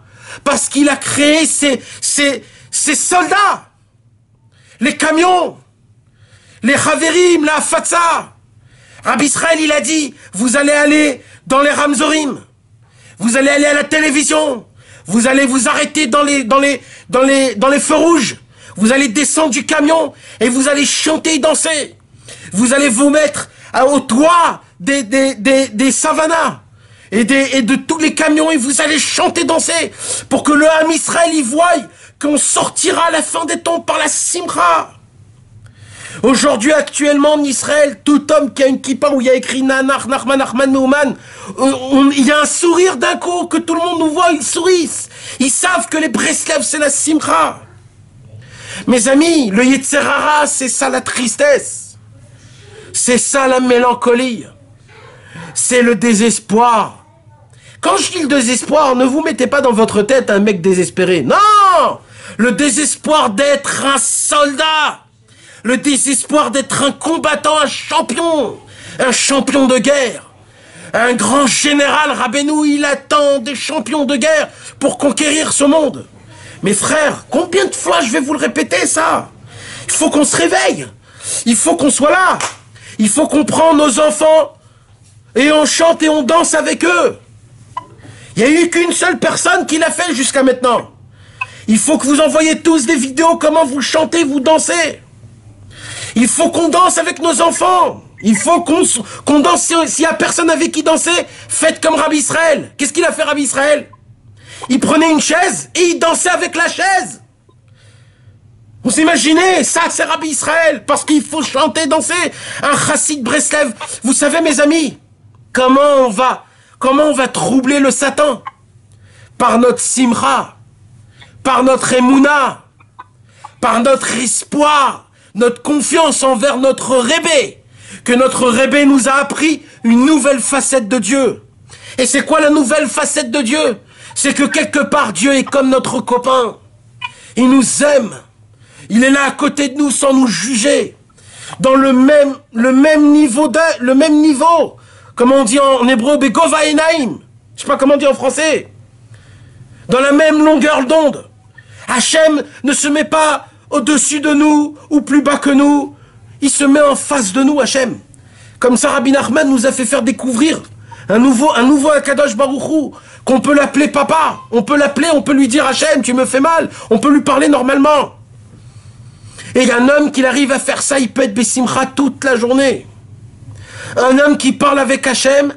Mes amis, pourquoi je vous parle de ça? Je vous parle depuis tout à l'heure de Hitbodedut et de la Simcha. Je vous parle, Rabbi Nathan, il dévoile. Il dit la Gemara quand elle nous a dit de se rappeler de l'Égypte. Il faut se rappeler d'une seule chose, c'est quoi? C'est comme Hachem, il a été gentil avec nous, qui nous a libérés 90 ans, 200 ans avant le moment voulu. Et ça, mes amis, c'était pourquoi? C'est parce qu'on s'est renforcé dans la simcha. Même les Égyptiens ne comprenaient pas comment les Juifs y sont simcha. Les Égyptiens, ils disent, mais ils nous rendent malades, les Juifs. Il y a des trucs de fous. Et ils sont là, ils dansent, ils font des halèches, l'agneau, ils font du pain dehors, des matzot, c'est des fous ces mecs. Et oui mes frères, c'est comme ça qu'on va troubler le Satan. On va être des fous de joie. On va faire partie des gens qu'on est content de notre Dieu. On est content de notre Torah. On est content de notre Rébé. On est content de nous. Moi, comme je suis content de moi. Imbécile que je suis. Handicapé comme je suis. Mais je suis quand même ce que je suis. J'ai des yeux, j'ai des oreilles. Je suis content. J'ai des volontés. Combien je veux des bonnes choses. Combien j'ai dans mon cœur qui brûle. Où j'ai envie de faire et de faire encore et encore. Je fais rien. Je fais rien du tout. Toute la journée, je pionce complètement.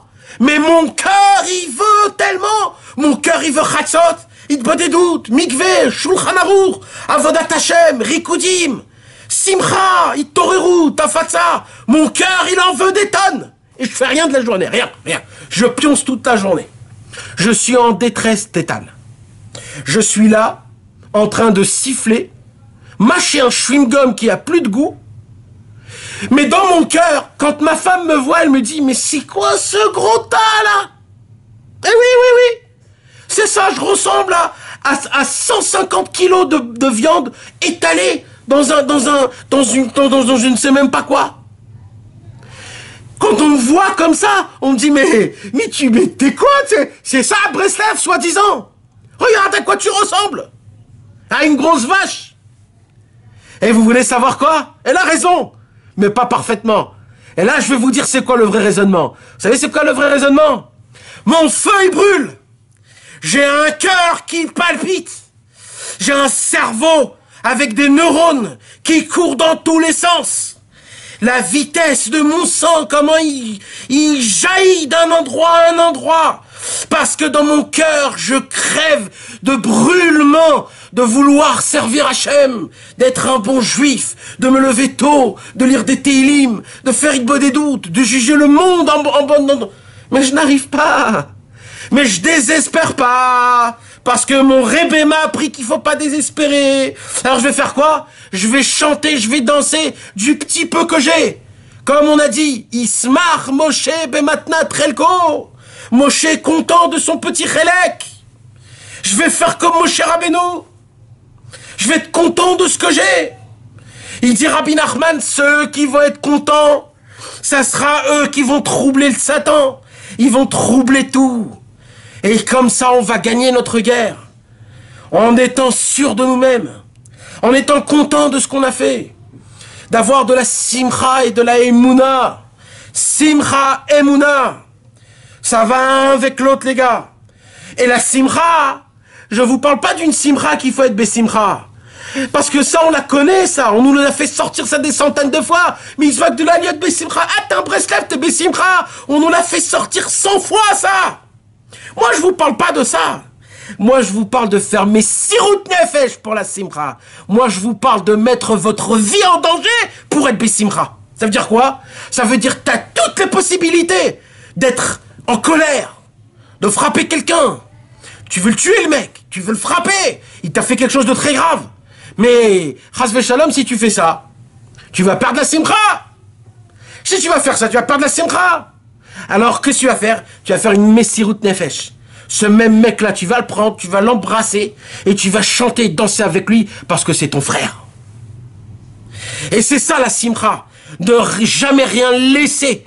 Personne ou qui que ce soit, aucune pensée, aucun ange, rien, te voler ta simcha. De quelle simcha je parle? La simcha que j'appartiens à Avraham, Yitzhak et Yaakov. La simcha que Baruch Hashem, je connais des tzadikim. J'ai Rabbi Nachman, j'ai les conseils. Rabbi Nachman me donne des forces, me demande de continuer encore et encore, de faire de la Messirut Nefesh, de la Simcha. Pourquoi? Parce que le symbole de Yitzhak, c'est Yitzhak. Et Yitzhak, c'est de rire, c'est de rigoler. Mes amis, Rabbi Israël, il était assis sur son lit. Il était assis sur son lit, à Pisgat Ze'ev, chez Yaakov Saada. Tous étaient entourés autour de lui. Et il était là et il dit, je suis assis dans mon lit et je vois du bout au monde à la fin du monde. Et je me marre de lui. Je rigole sur ce monde. Qu'est-ce que je me fais des trempes de rire.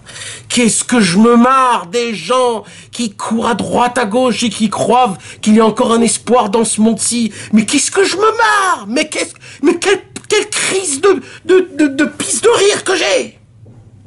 Mais c'est flagrant, comment c'est. Eh oui, les frères. Lui, il rigolait de ce monde. Nous aussi, on doit rire de ce monde. On doit rire de nos problèmes. On doit rire de nos problèmes dans la banque. Et de nos avocats. Et de tout ce qui se passe à droite, à gauche. On doit rire de tout ça. Rien doit prendre notre simcha. C'est grâce à la simcha qu'on va être guéri. Parce qu'il a dit droit, noir sur blanc, Rabbeinu. Toutes les guérisons dépendent de la simcha. Un homme qui est malade, il doit être bessimcha. Aujourd'hui en Israël, ils ont fait rentrer ça dans la bourse du pays. Ça fait partie des bourses. De prendre des camions, de tourner dans les villes et de mettre de la musique. Ça a été payé par la mairie de toutes les villes d'Israël. Ils ont payé les nanars qui faisaient dans toutes les villes en Israël pour mettre de la musique. Vous imaginez ce qui se passe? Aujourd'hui, le pays paye, les Breslev mettent de la simcha dans le monde. Ça, c'est la Géoula. Ça, c'est la Géoula. Tu vois aujourd'hui des Breslev tourner à droite, à gauche, RF Pessah. C'est les seuls qui sont pas en confinement parce que eux, ils sont en Nidbodédout tout le temps. Ils sont là. Et eux, ils donnent de la simcha. Ça, c'est la Géoula. C'est comme ça que les gens vont devenir en bonne santé. C'est normal qu'on tombe aussi vite malade, mes amis. On entend tellement de maladies. Si c'est pas le virus, alors c'est l'autre. La maladie Chas Shalom. Et si c'est pas l'autre, c'est des autres. Et on entend à droite, à gauche. Ils tombent comme des petits pions tous. Comment c'est possible des choses comme ça? Comment à l'époque on n'entendait pas des choses comme ça comme aujourd'hui? Aujourd'hui, il y a des maladies que tu sais même pas que c'est la maladie du sucre, le diabète. C'est une maladie inventée, ça n'existait pas, ça. Comment ils arrivent, ces maladies? Aujourd'hui, ils ont fait des études sur la majorité de toutes les maladies qui sont aujourd'hui inguérissables. Ils ont fait une étude et ils sont arrivés à dire que la majorité des maladies, même les rhumes qui viennent en temps vite fait, autant intense, ils ont déjà dévoilé. C'est à cause du mauvais sang qu'on se fait. La tristesse, le lachatz, le fait qu'on est toujours en stress. On pense toujours à droite, à gauche. On veut tout avoir tout de suite. On est contrarié quand on n'a pas ce qu'on veut. On est contrarié quand on prend nos habitudes. C'est pas comme ça qu'un juif doit vivre, mes amis. Un juif doit être libre de tout. Il n'y a rien dans sa tête qui doit l'embêter, à part son Yetzer Hara. Mais quand tu fais des doutes, ton Yetzer Hara, il se barre. Mes amis, Rabbi Nachman a dit une parole énorme. Rabbi Nachman a dit, quand un homme est bessimcha, une vraie simcha, quand un homme est bessimcha, le Yetzer Hara ne peut pas rester à côté de lui. Il ne peut pas, il supporte pas. C'est comme si qu'il y a une mauvaise odeur. Quand quelqu'un il fait une mauvaise odeur, tout le monde, il se barre, parce que ça pue, n'achon ou pas. Eh ben, quand tu es bessimcha, le Yetzer Hara dit, je peux pas rester là, excuse-moi, ça pue trop. Ça oui, mes frères, la simcha, elle fait dégager le Yetzer Hara. C'est comme ça qu'on enlève. Il dit Rabbi Nachman, si vous serez bessimcha, vous ne fauterez pas. Et quand un homme il est bessimcha, il a la émouna. Parce qu'on ne peut pas être bessimcha si on n'a pas d'émouna. La première travail, c'est la émouna. La émouna de quoi? Regardez, mes amis, Dieu nous a fait faire sortir d'Égypte. Ça veut dire quoi? Ça veut dire malgré tout ce qu'on peut s'ouvrir, souffrir, malgré tout ce qu'on peut avoir. Hachem est prêt à nous enlever de tous les plaies qu'on a. Et pire que ça, il est prêt même à enlever de son décret, à faire en sorte de sortir 400 ans, non 200 ans. Je vais te enlever, même si ça a été décrété sur toi, que tant et tant tu devras souffrir, même moi tellement que je t'adore, j'enlève tout du jour au lendemain, juste et la émouna en moi. Lève tes yeux dans le ciel, mes amis. J'entends à droite à gauche souvent, j'entends à droite à gauche plein de rabbins, plein de femmes et d'hommes. Chez nous les juifs et même les non-juifs, ils ont tous des conseils à vous donner. Et ils ont tous des conseils. Alors, pour ne pas tomber, ça, il faut boire tant de ça et tant de ça. Celui qui est malade, il faut qu'il prenne des oignons et qu'il les cuit dans du feu, etc. Ça, la coquine, je sais pas quoi, comment ils ont dit, la coquine, ça enlève la maladie. Ils ont trouvé tous les trucs, ça c'est pour bien pour ça, et ça c'est pour bien pour ça. Ils ont tous des conseils à vous donner, les gars. Ils ont tous des conseils, tout ce que l'internet te donne, c'est soi-disant des conseils. Mais vous voulez savoir quelque chose? Aucun conseil travaille. Tout c'est faux. Rabbeinu, il disait, moi je donne pas de conseils. Vous voulez savoir pourquoi? Parce que je sais que pas tout le monde peut recevoir un conseil. Un conseil pour un peut être une destruction pour l'autre.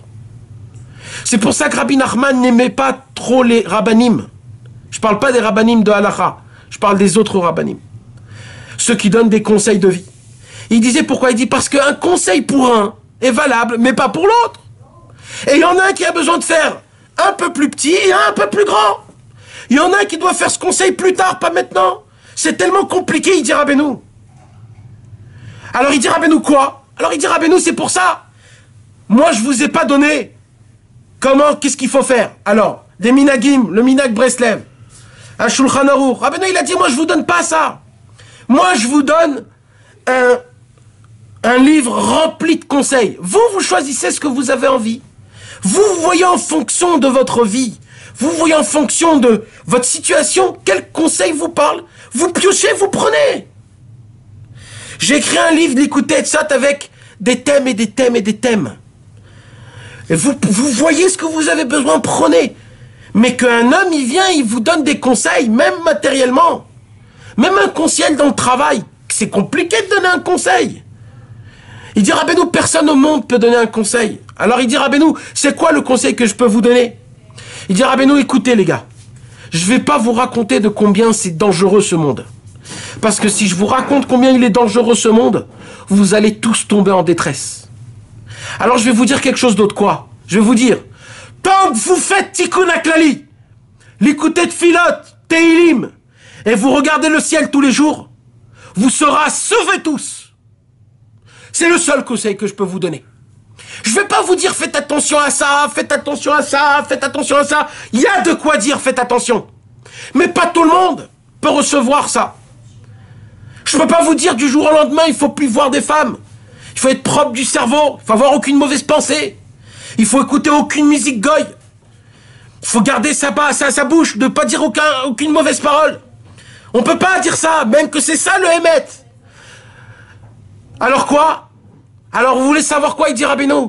Il dit la vie de chacun. Je vais pas rentrer dans la vie, mais je vais vous donner un conseil. Que ce conseil-là, c'est ça qui va vous sauver. Dans ce passage, dans ce monde-ci, c'est quoi? Prenez le Likutei Tfilot, Teilim, Tikkun HaKlali. Levez la tête au ciel. Parlez avec votre Dieu, avec votre Créateur. Si vous faites ça, n'ayez peur de plus rien. Même de le plus grand Yetzer Hara qui va vous faire tomber. Même des plus grands péchés que vous allez vous tremper dans cette boue pourrie. Même des endroits où vous allez vous retrouver, des endroits de Gehinom. Il dit Rabbeinu, n'ayez pas peur. Vous voulez savoir pourquoi? Parce que tant que vous faites du Likutei Tfilot, Teilim, Tikkun HaKlali, Bodedut, le Yetzer Hara, il n'a pas de force contre vous. Le Yetzer Hara, il peut pas. Parce qu'un homme comme ça, il se renforce dans la Emouna. Et il a de la Simcha. Et ça, c'est un commando. Personne ne peut contre lui. Il a les deux boucliers. Simcha, Emouna. Ces deux boucliers-là, mes amis, c'est des choses que toute balle, ils peuvent atteindre et rien peut me casser. Le Tikkun HaKlali, Rabbi Nachman, il a dit, le Tikkun HaKlali, c'est le plus grand bouclier qui existe au monde. Que même, c'est un bouclier qui n'est pas extérieur du corps. C'est un bouclier qui est intérieur du corps. Ça veut dire que même si la balle te transperce, eh ben tu ne peux pas mourir. Et si tu meurs, tu te réveilles de là où tu es. C'est ça le Tikkun HaKlali. On n'a pas d'émouna dans le Tikkun HaKlali. On ne connaît pas c'est quoi la puissance de ces 10 psaumes. Ce sont les 10 mélodies de David Ameller. David Ameller a choisi de prier, de parler à Hachem de ses problèmes en chantant et en dansant. En faisant des psaumes parce qu'il a compris que la sortie de tous les problèmes, c'est avec de la joie. Venez, on soit des élèves de David Ameller, mes frères que j'aime. Venez, on fasse partie du combat de David Ameller, de l'armée de David. Venez, on soit ses élèves, ses combattants. Venez, on prend comme arme le livre des Teilim d'une main et le livre du Likutei Tfilot d'une deuxième main. Venez, on prend et on dit au Mashiach, Mashiach, je me suis cindre, je me suis mis en mode combattant. Venez, on lui dit à Hachem, Hachem, on est prêt. Alors on est des nazes, on est des imbéciles paresseux. Mais le cœur, notre cœur, Rabbeinu il dit, Karak Vura ou Balev. Il dit, Rabbeinu, j'ai pas besoin des gens qui ont des muscles. J'ai pas besoin des gens qui ont des médailles. Il dit, Rabbeinu, j'ai pas besoin, moi, des gens qui ont une historique exceptionnelle. Il dit, Rabbeinu, j'ai besoin d'un homme qui a un cœur qui est vivant, un cœur palpitant, un cœur pétillant, un cœur qui brûle du feu, un cœur qui est vivant, qui palpite. C'est ça que j'ai besoin. Parce que la force est dans le cœur, le courage. J'ai besoin des gens qui ont du courage à affronter ce monde. Comment? Avec de la joie. C'est tout. Le monde aujourd'hui affronte le monde avec tristesse. Ils ont créé des drogues pour être Bessimcha. Ils ont créé des films pour être Bessimcha. Ils ont créé des jeux pour être Bessimcha. Ils ont créé Las Vegas pour être Bessimcha. Ils ont créé le poker pour être Bessimcha. Mais c'est du pipeau. C'est du Yetzerara, ça. Rabbeinu, il nous a proposé quelque chose d'autre. Rabbeinu, il nous a dit, moi je vous propose le Likutei Tfilot et le Tikkun HaKlali. Moi je vous propose Hitbo des doutes. Moi je vous propose d'être Bessimcha malgré tout. Et celui qui est Bessimcha malgré tout, parce qu'il a de la Emouna, parce qu'il parle à Hachem, ça commence avec Hitbo des doutes. L'Hitbo des doutes t'emmène à la Emouna. La Emouna t'amène à la Simcha. Et là, tu fais partie de l'armée de David Ameller. Et là, tu peux être appelé un champion d'Hachem. Et c'est ça que Rabbeinu, il veut qu'on fasse. Et les temps d'aujourd'hui, mes amis, la situation qu'on vit aujourd'hui, elle nous amène à cette situation de pouvoir faire ce Shabbat qui va venir avec une joie intense, chaque jour qui passe, d'essayer de se renforcer dans tout ça, pour qu'on puisse, Bezrat Hashem, gagner cette guerre, en étant des soldats, qu'avec tout ce qui leur arrive, on reste avec la tête haut levée, avec un grand sourire. Il faut montrer notre sourire à Hachem. Faites-le montrer tous les jours à Hachem, votre sourire. Je suis hyper sérieux quand je vous dis ça. Faites montrer à Hachem, vous savez, il y a des publicités de comment on lave les dents pour que les dents ils soient blancs. Il y a des publicités de ça. Soi-disant, les dents ils sont blancs. Alors comment tu peux faire montrer tes dents qui sont blancs avec un sourire? Alors il choisit des gens qui font un sourire hollywoodien, qui vaut $1 million, un sourire exceptionnel. Moi je vous dis les gars, faites montrer vos dents blanches à Hachem. Faites montrer parce que Hachem vous fait des cadeaux tout le temps. Pas une seule fois, vous avez fait un sourire à Hachem. Tu t'imagines, tu donnes un cadeau à ta femme et elle te fait la gueule. Tu t'imagines comment c'est grave? Nous, on fait la gueule à Hachem tout le temps. Venez, on fasse montrer à Hachem combien on le sourit. Combien on est content des cadeaux qu'il nous donne. De la vie, d'une maison, des habits, de la parnassa, de la famille, le goût, le senti, l'odorat, le travail, la parnassa, tout ce qu'on a, on est riche en tout. Venez, on fasse des sourires à Hachem. Venez, on fait montrer à Hachem combien on est reconnaissant. On reconnaît Hachem, on reconnaît le bien que tu fais avec nous. On te couronne pour tout ce que tu nous fais. Venez, on fasse partie de ça. Et je suis sûr qu'on sortira des gagnants de toute cette histoire et de toute cette épidémie-là, Bezrat Hachem. Sachez une chose, mes amis, c'était pas du tout ce que je voulais vous parler. J'ai préparé quelque chose d'autre complètement. Je voulais vous dire quelque chose d'autre complètement. Mais apparemment, c'était les paroles que Hachem voulait que je vous dise. Donc, Bezrat Hachem Yitbarach, venez, que ces paroles-là, ça ne soit pas des paroles en vain. Parce qu'on est tous fatigués. Il est déjà presque minuit. Et Bezrat Hachem, avec l'aide de Dieu, venez, on fait en sorte de faire plaisir à Hachem. Et venez, on rend fier Rabbi Nachman. Venez, on fait montrer à Rabbi Nachman que ça valait la peine tout ce qu'il a subi. Venez, on lui rend la fierté à Rabbeinu en nous voyant en bas des imbéciles comme on est, en jean basket. On va faire des choses que même les tzadikim les plus grands au monde ne faisaient pas. Quoi? Des sourires à Hachem. Venez, on fait montrer à Hachem que malgré tout ce qu'on fait, malgré tous les péchés qu'on fait, eh ben on est quand même des tzadikim. Venez, on fait montrer à Hachem combien on est fiers de lui. Comme ça, Rabbi Nachman va être fier de nous. Et tous les tzadikim vont être jaloux de nous, nous en bas.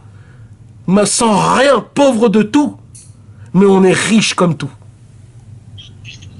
Je vous embrasse tous, mes frères. Je vous souhaite que des bonnes choses. Bravo Nathan, merci.